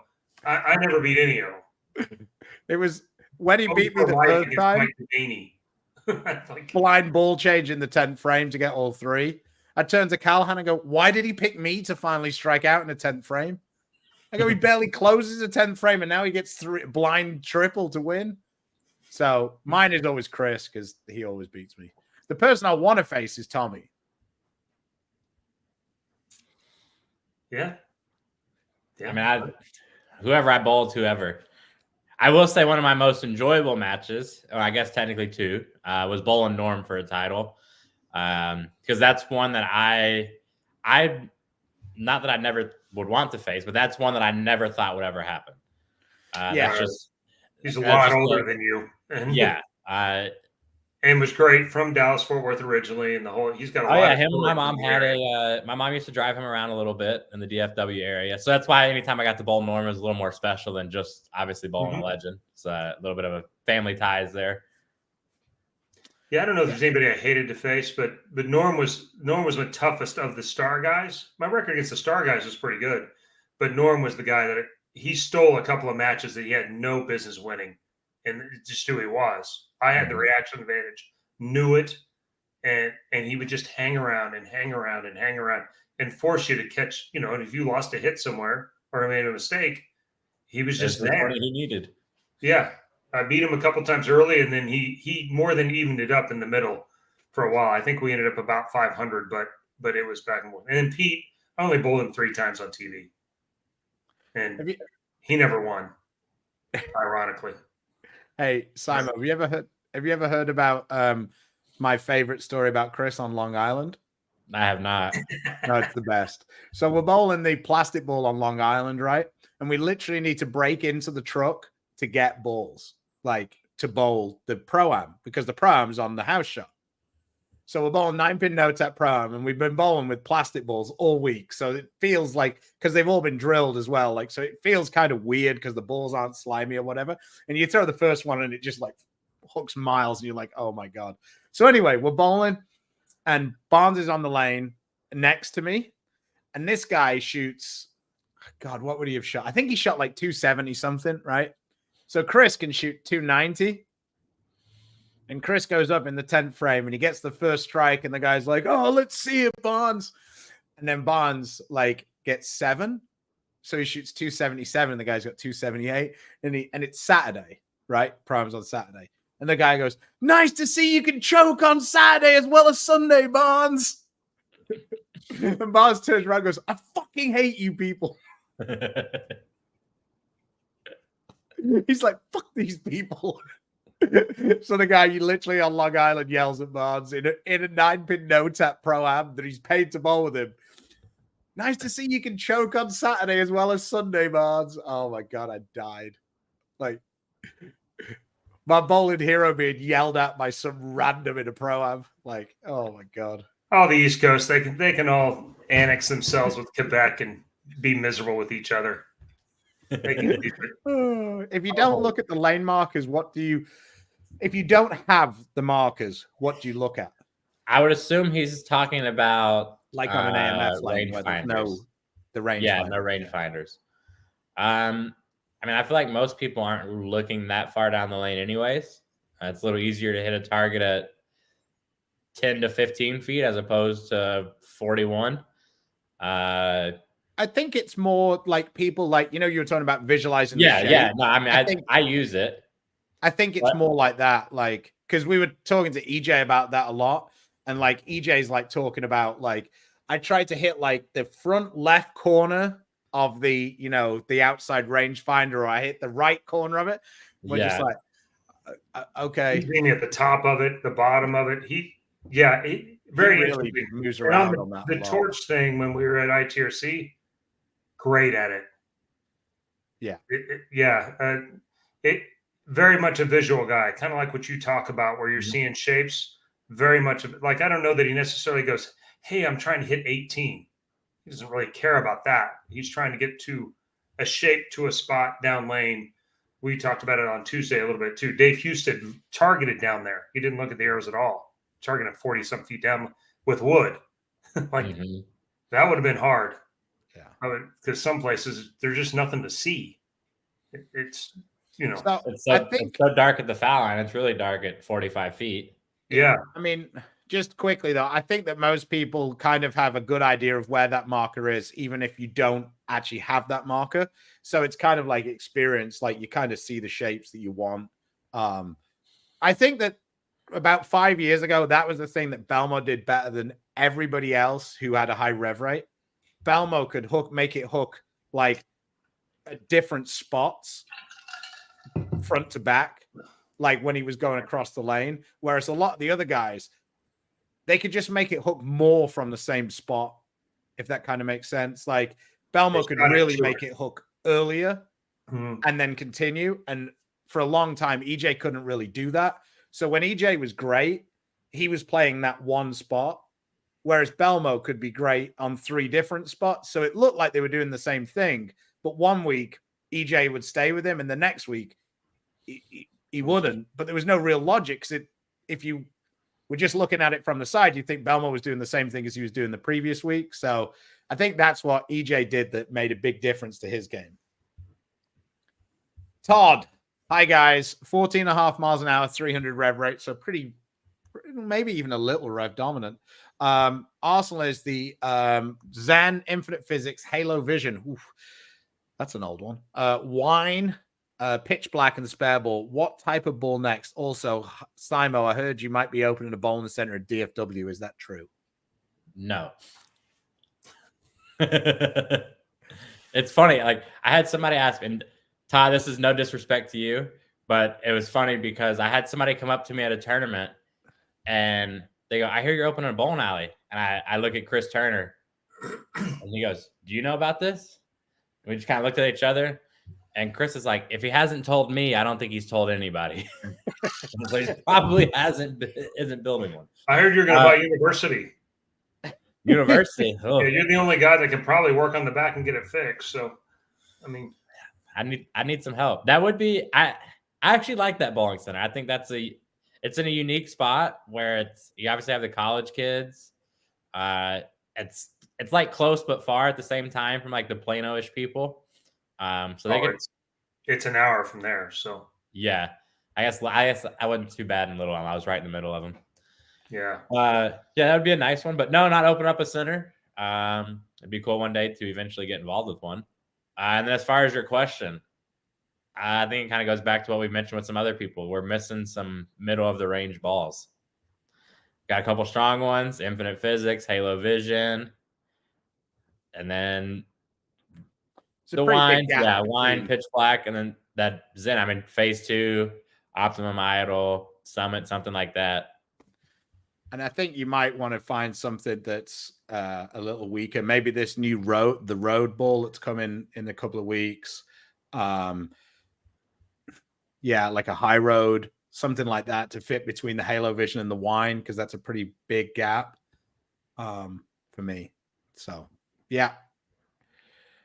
So we're saying no, it's not true. But when he does buy it, well, you are the super sleuth. So, oh, sorry.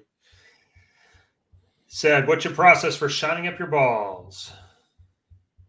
Me personally, I use like something rough, like 500 or 1,000, and then I use some form of compound, like step 2, or whatever is generally hanging around. Usually Vice provide products for us to use on the PBA.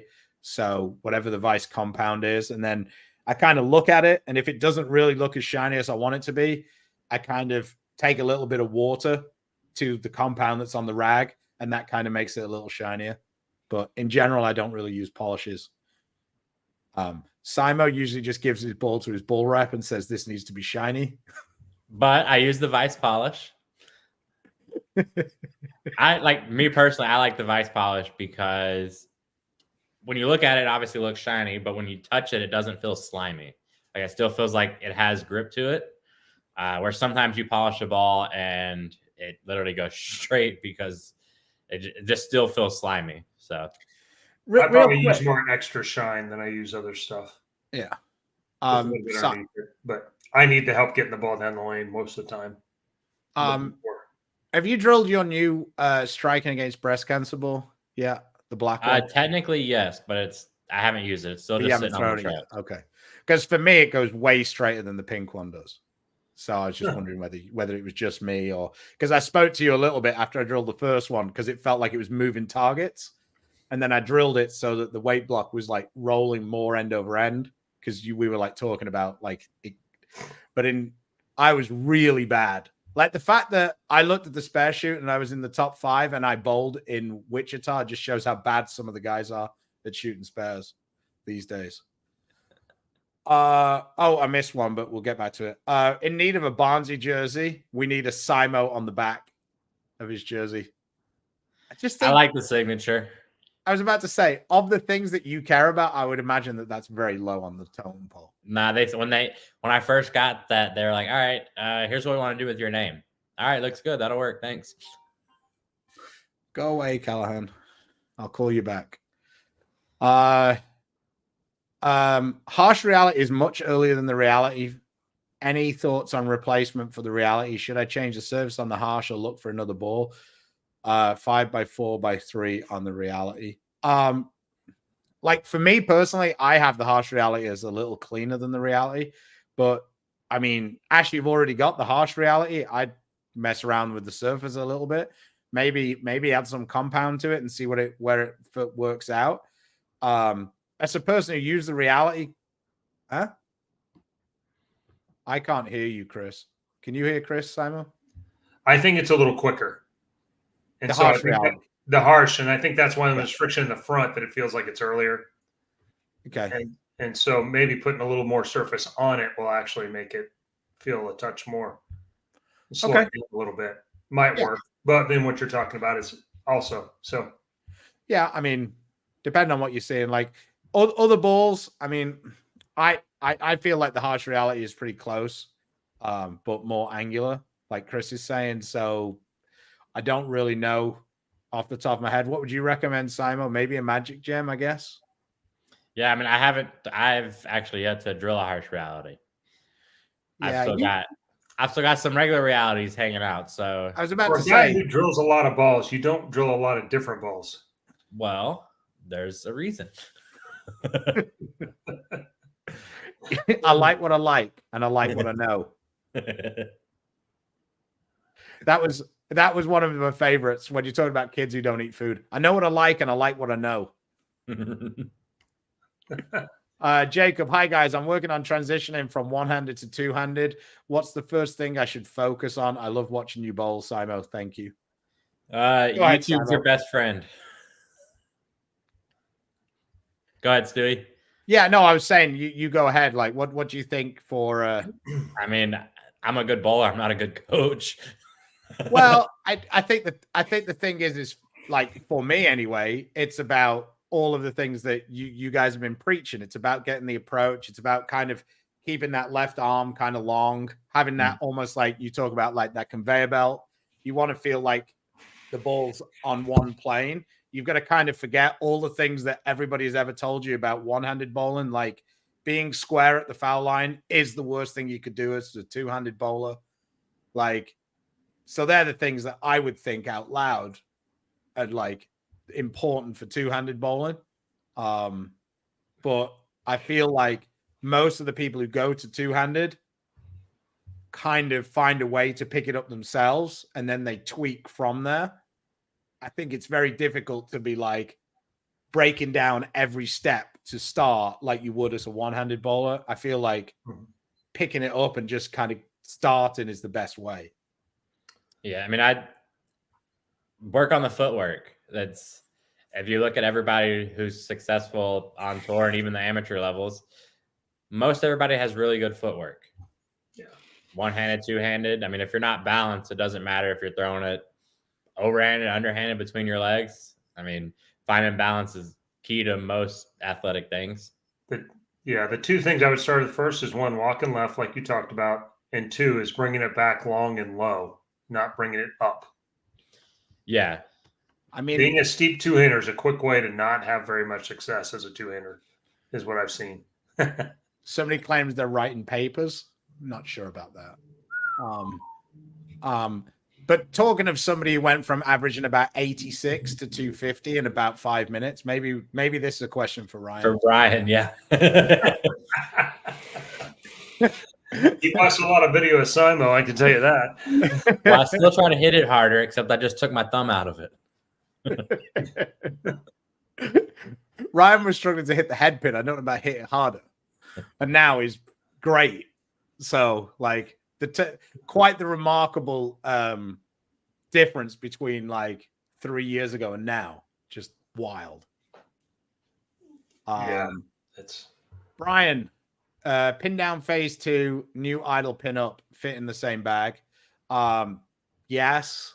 I mean, if they seem like they're a little close, I would pick the one that you like slightly less and put some polish on it or compound to kind of gap them a little more. But yeah, there you go. That's what you're talking about with Belmo. Yeah. Recommended for building out a bag, have Infinite Physics Phase 2 and the Revenant. I think you've got pretty good starting without having any other info. A spare ball, I think, is pretty useful. It matches up on every pattern. I would pick Harsh Reality Gem to go above the Infinite Physics. And then I would add something in that in between. Chris likes the Virtual Energy Blackout. Zen Gold, Sublime, like there's a bunch of balls that fit there. So thank you, Ethan. Peter, Simo, Belmo says book a table for y'all. Yeah, thank you, Peter. Simo, if someone had thoughts of going pro, what would you suggest to them? What kind of practice schedule would you suggest for them? I mean, I think everybody has their own little practice regimen of what you're able to do and what you're allowed to do, at least like time-wise. I was fortunate enough just to basically be dropped off and then bowl until I couldn't bowl anymore. For me, like when I first had the thoughts of getting my card and moving up, I bowled a few regionals prior to kind of get my feet wet. And it was just one of those things where I think you have to start at the regional program. You can be a good regional player and never make a cut out on the national tour. I mean, those guys are just literally the best of the best from all over. And like I spent my first 2 or 3 years as a pro bowling like the summer swing stuff in Oklahoma and stuff like that of just getting my face in. And I think just really just trying to get around the better bowlers in general will help you learn the game better. Like about 10 years ago, actually, TJ made a good point. At 17, I physically knew how to bowl. I mean, I knew what I was doing in that part, but I didn't actually know and or understand how to bowl. So I think just trying to always the ball, if the ball didn't hook or the ball hooked too much or you flat 10 or whatever, there's a reason behind it. So just you got to put all the pieces together. And I mean, good things take time. So there's going to be weeks of getting your face kicked in. There's going to be some good weeks, but you just kind of got to have to try to balance the highs and lows. Larry, see you next week. Happy to know, right? Thanks, Larry. Belmo said this one. He obviously didn't see my interview with Kimberly Pressler when they said, why do you not bowl have you ever tried bowling two-handed? I have this thing attached to my waist that makes it a little difficult for me to bowl two-handed. Can't quite get past it. So you can have that one, Belmo. Right now, the only thing that I want to do against Belmo is have a competition over who can make the 10 pin the most, because it's about the only time that I would feel in my life that I would feel 100% certain of beating Belmo at anything, because I don't think his leg feels so good. And I'm on about 120 bagger on the 10 pin. Belmo's looks like it's moving on the 10 pin. He's still managing to bowl well every week, but like he's not sparing that well. And I don't feel like he's like bowling that great, but he keeps making the top 15 or whatever every week. And it's like, everybody's like, oh my God, he's not bowling anywhere near as good as normal. And then you look at the points, he's like 7th. And it's like, everybody else would be like super happy, like even really, really good bowlers. And then like people are talking about Belmo like he's died. And it's just like, what? Like, it's just wild. Like, It's that Tiger Woods thing. It's like he's just graded on a different curve to basically everybody else. It's weird. It's like the same thing with you, Simo. Like not bowling that well, second in points. Your brother says stop dropping knowledge. Look, I understood when someone asked about how to bowl two-handed and he suggested that I understand that he was playing rope-a-dope a little bit. How'd you get the swing relaxed as a two-hander and not muscle it on the downswing? I mean, I think that goes with kind of the setup. I'm the bad example for this because my swing starts a little lower, and it gets muscled back a little bit, not a whole lot, but I mean, I just think generally just getting it started, getting the push away, extend it, and then just letting gravity take it over. Do you feel like two-handed bowling is a little bit more like golf, where like your left hand kind of leads it a little bit, like as you come down on, or is it just really there to cradle it? I mean, maybe just be there because if the second hand is what was needed in golf, I'd be a lot better than I am now.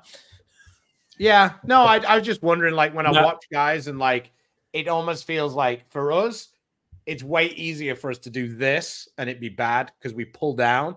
Mm-hmm. But like, because you've got the other hand on it, it's a lot harder for you to pull down because you just.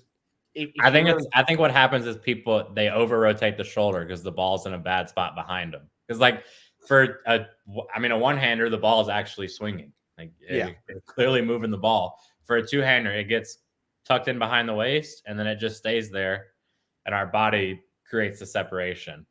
Yeah. It's very interesting because it's like this is taking notes. Yeah. Okay. I mean, I gave him the benefit of the doubt. Yeah, papers are done. He's just got internship left now. So happy Thursday. I've noticed some pros stack 2 chamois for wiping the ball. Any reason? Go ahead, Simo. So can I say I started this? Probably. I feel like I did. I started this at the World Series a few years ago in Reno. I actually had a chamois. I don't know. It was just production. It was just not very good quality, whatever. But I was basically getting like little fuzzies coming off the chamois, and they were getting into my ball, and I could feel them in the grips. So I was like, well, this one's doing it. I grabbed a different color chamois. I threw it on, started doing it. And I think I went through like 3 chamois that week. And then it kind of got to a point where it's just a little more comfortable because sometimes some of the chamois are a little thicker than others. So just always having 2, it feels a little more comfortable. But then also like when I'm using urethane or we're bowling on some of these thicker oils that are harder to get off the ball, I like to use both chamois just so my left hand isn't in oil. Not putting my hand in oil every single time. That's just my personal reason of why I use it. I like it because I can get 3 sides out of 2 chamois. Because you can't, like, otherwise, when you have another, when you have 1 chamois, you basically use 1 side, and then you kind of have to throw it away, or otherwise your hand's in oil. Whereas you can, like, use 1 chamois, then put that one on the top. And not something Simo would do. No one says we found Stu's trigger. This is back when we were talking about English food. And somebody asked about the coach. That was Joe Finling, who's down the south side. Rowlett Bolorama.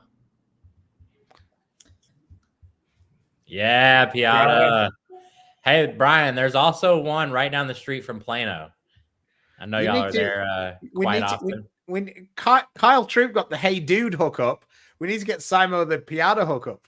Well, I was supposed to. I think Hey Dude was a little upset that I responded to a story, just letting him know that I responded to their message. So I was supposed to get a pair of shoes.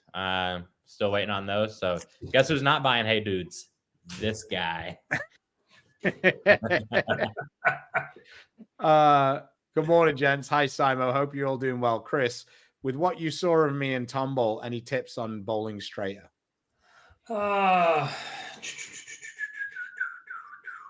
While you're thinking about that, I'll quickly pin down a couple of these comments.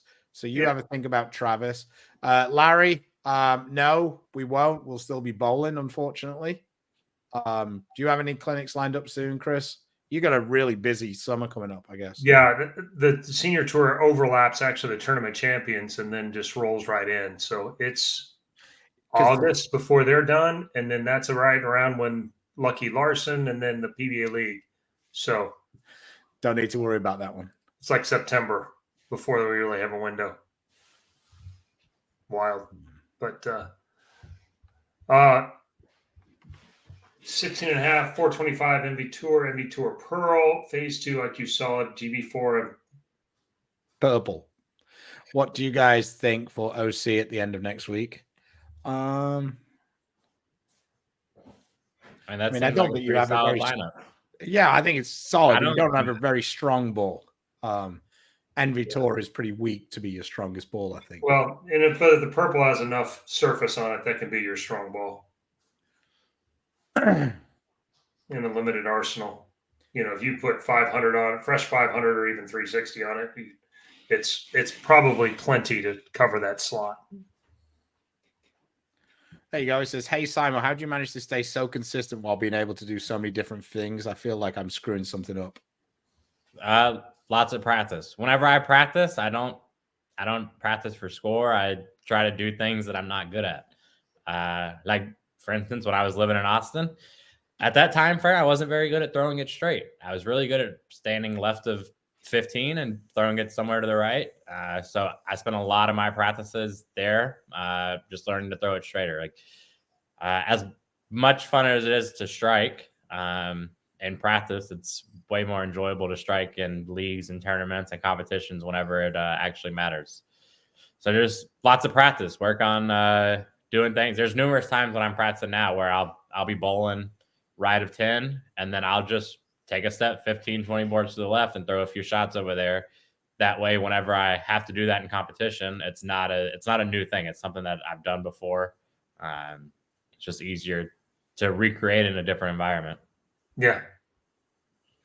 Guys who are versatile nearly always are practice junkies as well. It's kind of hard to be. Like if your 4 or 5 steps to the foul line were good, then you could do all of the other stuff. So the first part of a practice session was just getting to the foul line.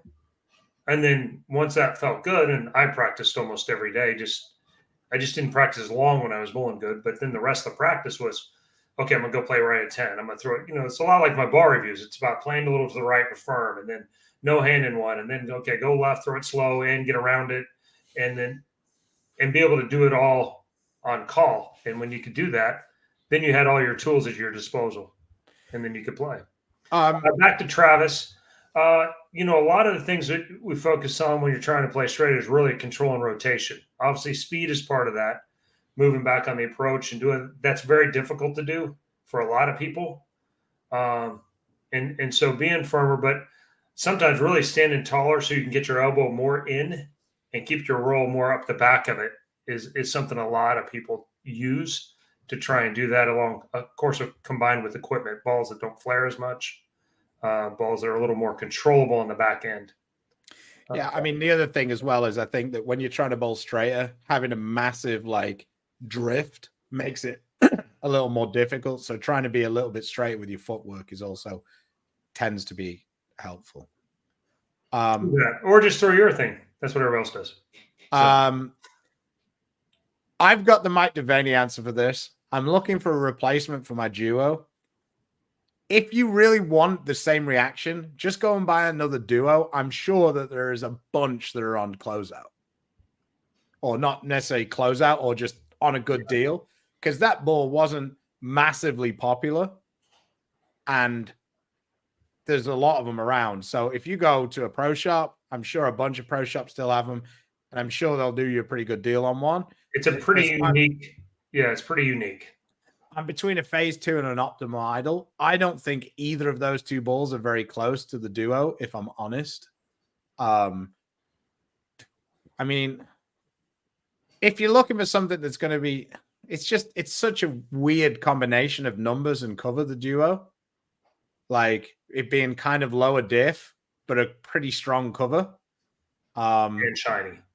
You've probably bowled more games with the duo than me and Simo combined. Yeah. So you probably have more of a good take on where that one is. I drill it low in a weak pin so that I can throw it firm and I know it's going to pick up, but it's not going to, you can't separate. with it. I can't separate with it. It doesn't make it back around. And both those other balls are way more versatile. Yeah. And way bigger windows of use. I think with Stu, you're not going to find a comparison ball. If you're looking to just upgrade, both of those are big upgrades. Yeah. As far as usability.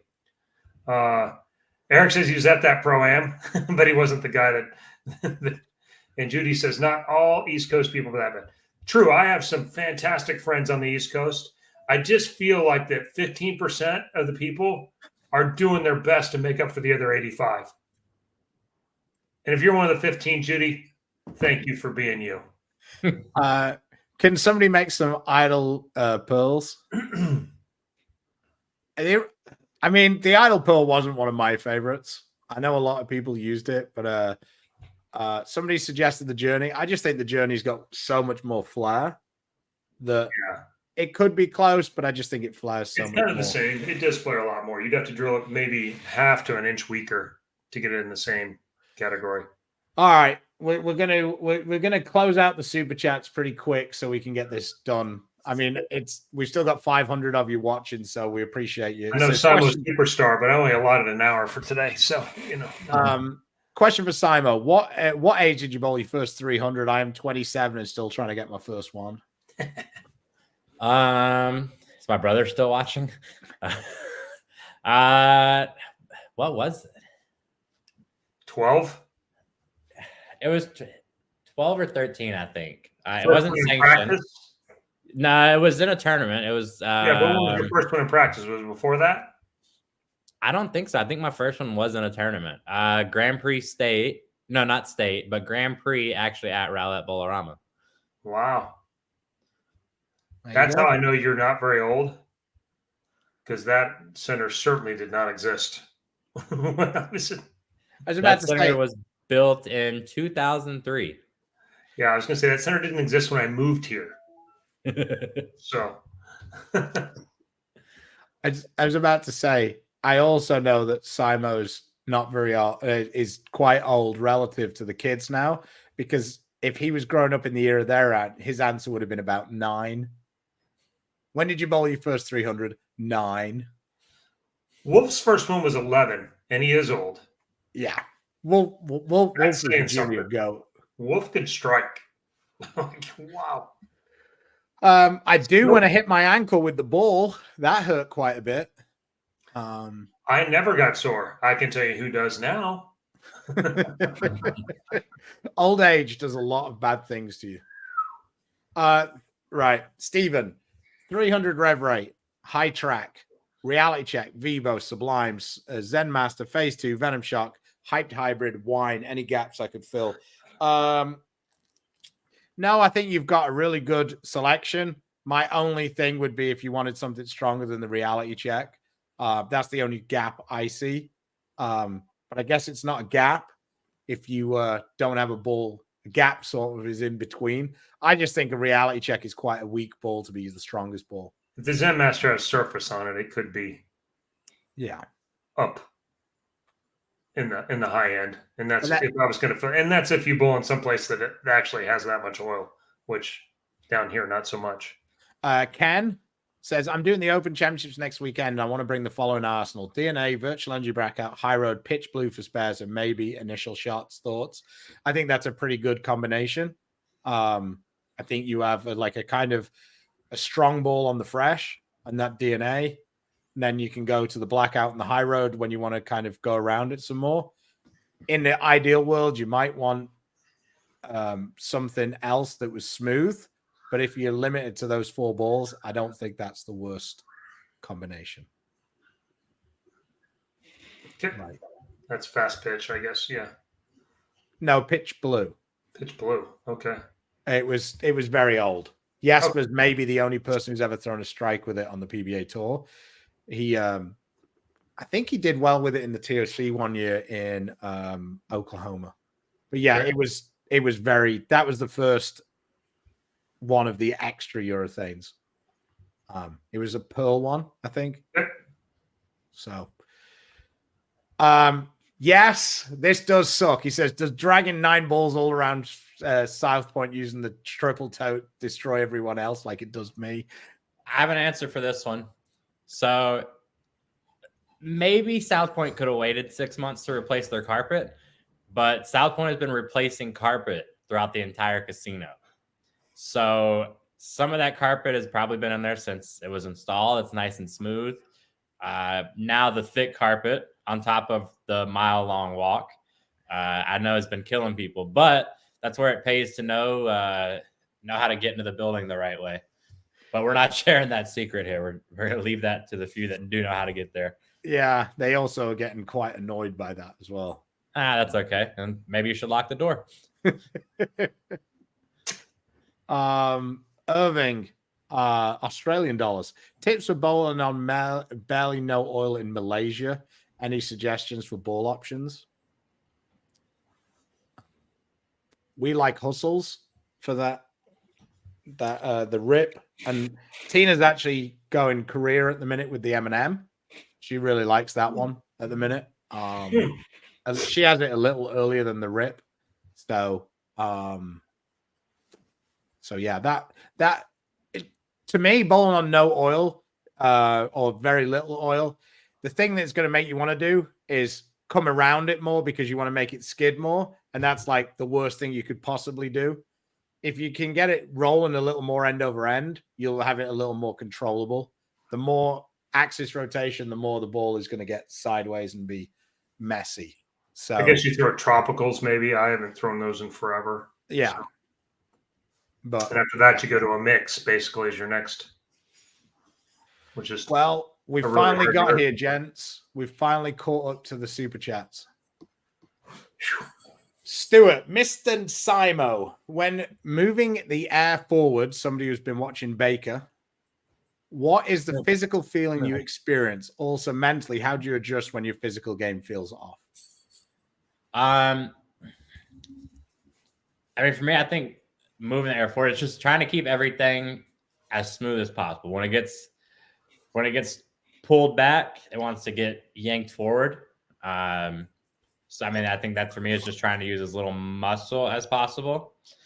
And then, I mean, I feel like, let's see, mentally, how do you adjust when your physical game feels off? I mean, there's times where I feel like you might have to use a different ball because you're, like, for instance, the week one at where were we at? In Wichita, my hand was around it, getting my elbow around it quite a bit. So, that particular week, I actually chose to use balls that were a little smoother that would help make the lane a little smoother since my elbow wasn't exactly doing it. Physically, I think it's just a matter of like when it gets off mentally is having to snoop. We have those too. He hadn't seen me in a few hours. Whenever the physical game gets off, you've got to get the mental game to slow down enough to then process what's causing the physical issue. And I think a lot of times once you're, at least at our level, once we're able to figure out what's happening, like why we're over the top of or whatever it may be, we've worked with enough people and we've learned enough throughout the years that we're able to kind of dial ourselves in pretty close back to where we need to be. Yeah, that sounds like good advice. And then Chris getting in a cheeky little entry. So we have 10 orders. We have 10 orders from the online and we have 69 super chats. So we got 79. I am going to make the Beef and Barnzy orders 40 through 50. So if you ordered online, you're between 40 and 50. So let's hit I better share the screen. So I'll share the screen. We'll do the ball first, and then we'll do 3 of Simo's t-shirts. So let's see. This hasn't been hit yet. So 49. So that worked out funny. So that's the 9th order on beefandbarnzy.com. And that was Michael Todd. Michael Todd, you won yourself a ball. So that was fun. Let's hit again. 41. So that was the 2nd order. This has worked out fun. 2nd order on beefandbarnzy.com. Glenn, you got yourself a Simo t-shirt. Glenn Gilpatrick, send me an email, Snoop. beefandbarnzy@gmail.com. 53 and 19. So I will work out what they were and I will get back to you guys because it's going to take me a minute. In between there, while he's counting that, Nolan wants to know what your opinion on string pins is. I haven't bowled. I've only bowled on one of the certifieds, and whenever we did bowl on the certified, the pattern we bowled on felt like Badger was ran twice. It was a little slick, a little difficult to get the ball to go through the pins. I understand the benefits to it. I think it's good for certain people of the game. Other people not so much. I question. Nobody really knows how long these string machines are going to work. We obviously know that most of the free fall machines they've made have been running 20 plus years. Why it says there's no mechanic needed, it's kind of one of those things. Brunswick came out with the pin setter with the GSX in the early 2000s, and their thing was, you don't need a mechanic. You don't need a mechanic. Well, fast forward 20 years, you still need a mechanic on those machines. So as far as from a business standpoint, I understand why some people are doing it. I personally enjoy working on the pin setters and just trying to learn more about them. So therefore, I don't like them for the fact that I'm one of the guys, well, if it's not broke, or if it's broke, I'm going to try to learn how to fix it. I think one thing that throws people off is for years and years and years, since 1960, late 50s, they've had, sweeps, is on the string pin machines, there's no sweep. So you just have a thing that comes down. Mm-hmm. And being that you can actually see the pins moving around on the deck, to me, it seems like they're moving around funny. But if you think about when you're bowling on a free fall machine, you can't see the first 4 inches of the pin deck because the sweep is down. So how much of I'd be curious to know how much is it just looks different because now you have the bottom of it being covered as opposed to the top of it being covered. When we bowled the place we were bowling at, I saw a couple people throw some messengers. So I'm sure it'll change, but it's really no different than the pins fall different when we bowl on AMF machines. The pins fall different when we bowl on A2s. Like it's just going to be another pin setter in our game. And if we have to bowl on it, we have to bowl on it. I think that the people who are moaning the loudest about it are probably the people who are going to benefit the most from it, which is kind of funny. I personally think that from what we've seen, and it'll obviously change as everything goes along, but I just think that it's just one of those deals where it's like everybody wants to moan about everything, and the string pins I think are going to be good for one-handers, but we'll see, because there has to be something in bowling that's good for one-handers at some point ever. So I do think the no mechanic thing is going to, you do have to rotate the front pins at the very least. Yes. And so far, I don't know anybody who's done it. Who knows whether that's an easy or a hard process. I think it Calderon would be a good person. It depends on the machine. Some of them are as simple as there's a little plastic cap drilled in the front of the hole. Yeah, and you just twist and it. you literally release, and then you put the cap. Well, it's a knot, so you release. You get some extra string. You undo the knot, comes out. Grab another pin. You put it in. You put it through. You tie 2 knots in it. You put the plastic thing back on it. But I'm sure some are easier than others because there's so many. Brunswick's got a machine. Yeah, it seems like you would have a twist, something where you could basically unlock it and just swap pins out. And if it's 15 seconds to swap pins, man, that's a big barrier to entry. If it's 5 minutes a pin and you have to do 32 lanes, it's going to take a minute. Yeah, I definitely think it's going to take a little bit. I didn't really. I've seen them at these trade shows and these expos, but I'm not interested in working on those, so I don't really dabble too much with them. But no, it will be interesting because nowadays pins last 9 to 12 months before they've got to get replaced. Is how how long are these pins going to last, even just being rotated? And like you said, the 1, 2, 3 is constantly being hit. Is it going to turn into a deal where is there going to be suggested like pin placement? So if you're moving the 1, 2, 3, are you supposed to swap the? There is, Simo. There is. There's there's like a map. So it's a bit like, you know, when you rotate tires, like the back right goes to the front left and all of that. They actually have like a grid. I was talking to Calderon about it, but like you get a grid and it says the 1 pin goes to the 8 pin and the 8 pin goes here. And like they move all the pins around and it's based on like their like model of which pins are going to get the most wear and tear. And the one thing that McNeil spoke about, and I don't know whether it's true or not because I haven't bowled and he works for AMF now, I think. So it's a little difficult to know how true it is. But he said that they never have bad racks on string pins. That you think about this. Think about this, right?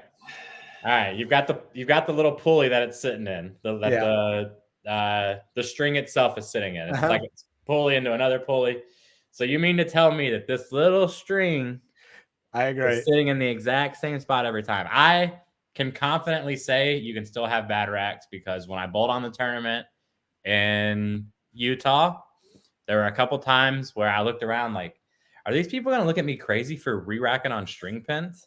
Because you've still got, I don't know what the distance is from where the pin sits, where they've got to go. Yeah. But you're telling me this 3.5 pound object isn't going to do that going down? I don't believe it. There's a reason why I haven't done any speaking on string pins because people probably won't like what I have to say. Real quick for the guys that are still listening, who won? Dennis Monroe and Larry Huang. So just send me an email, beefandbarnzy@gmail.com.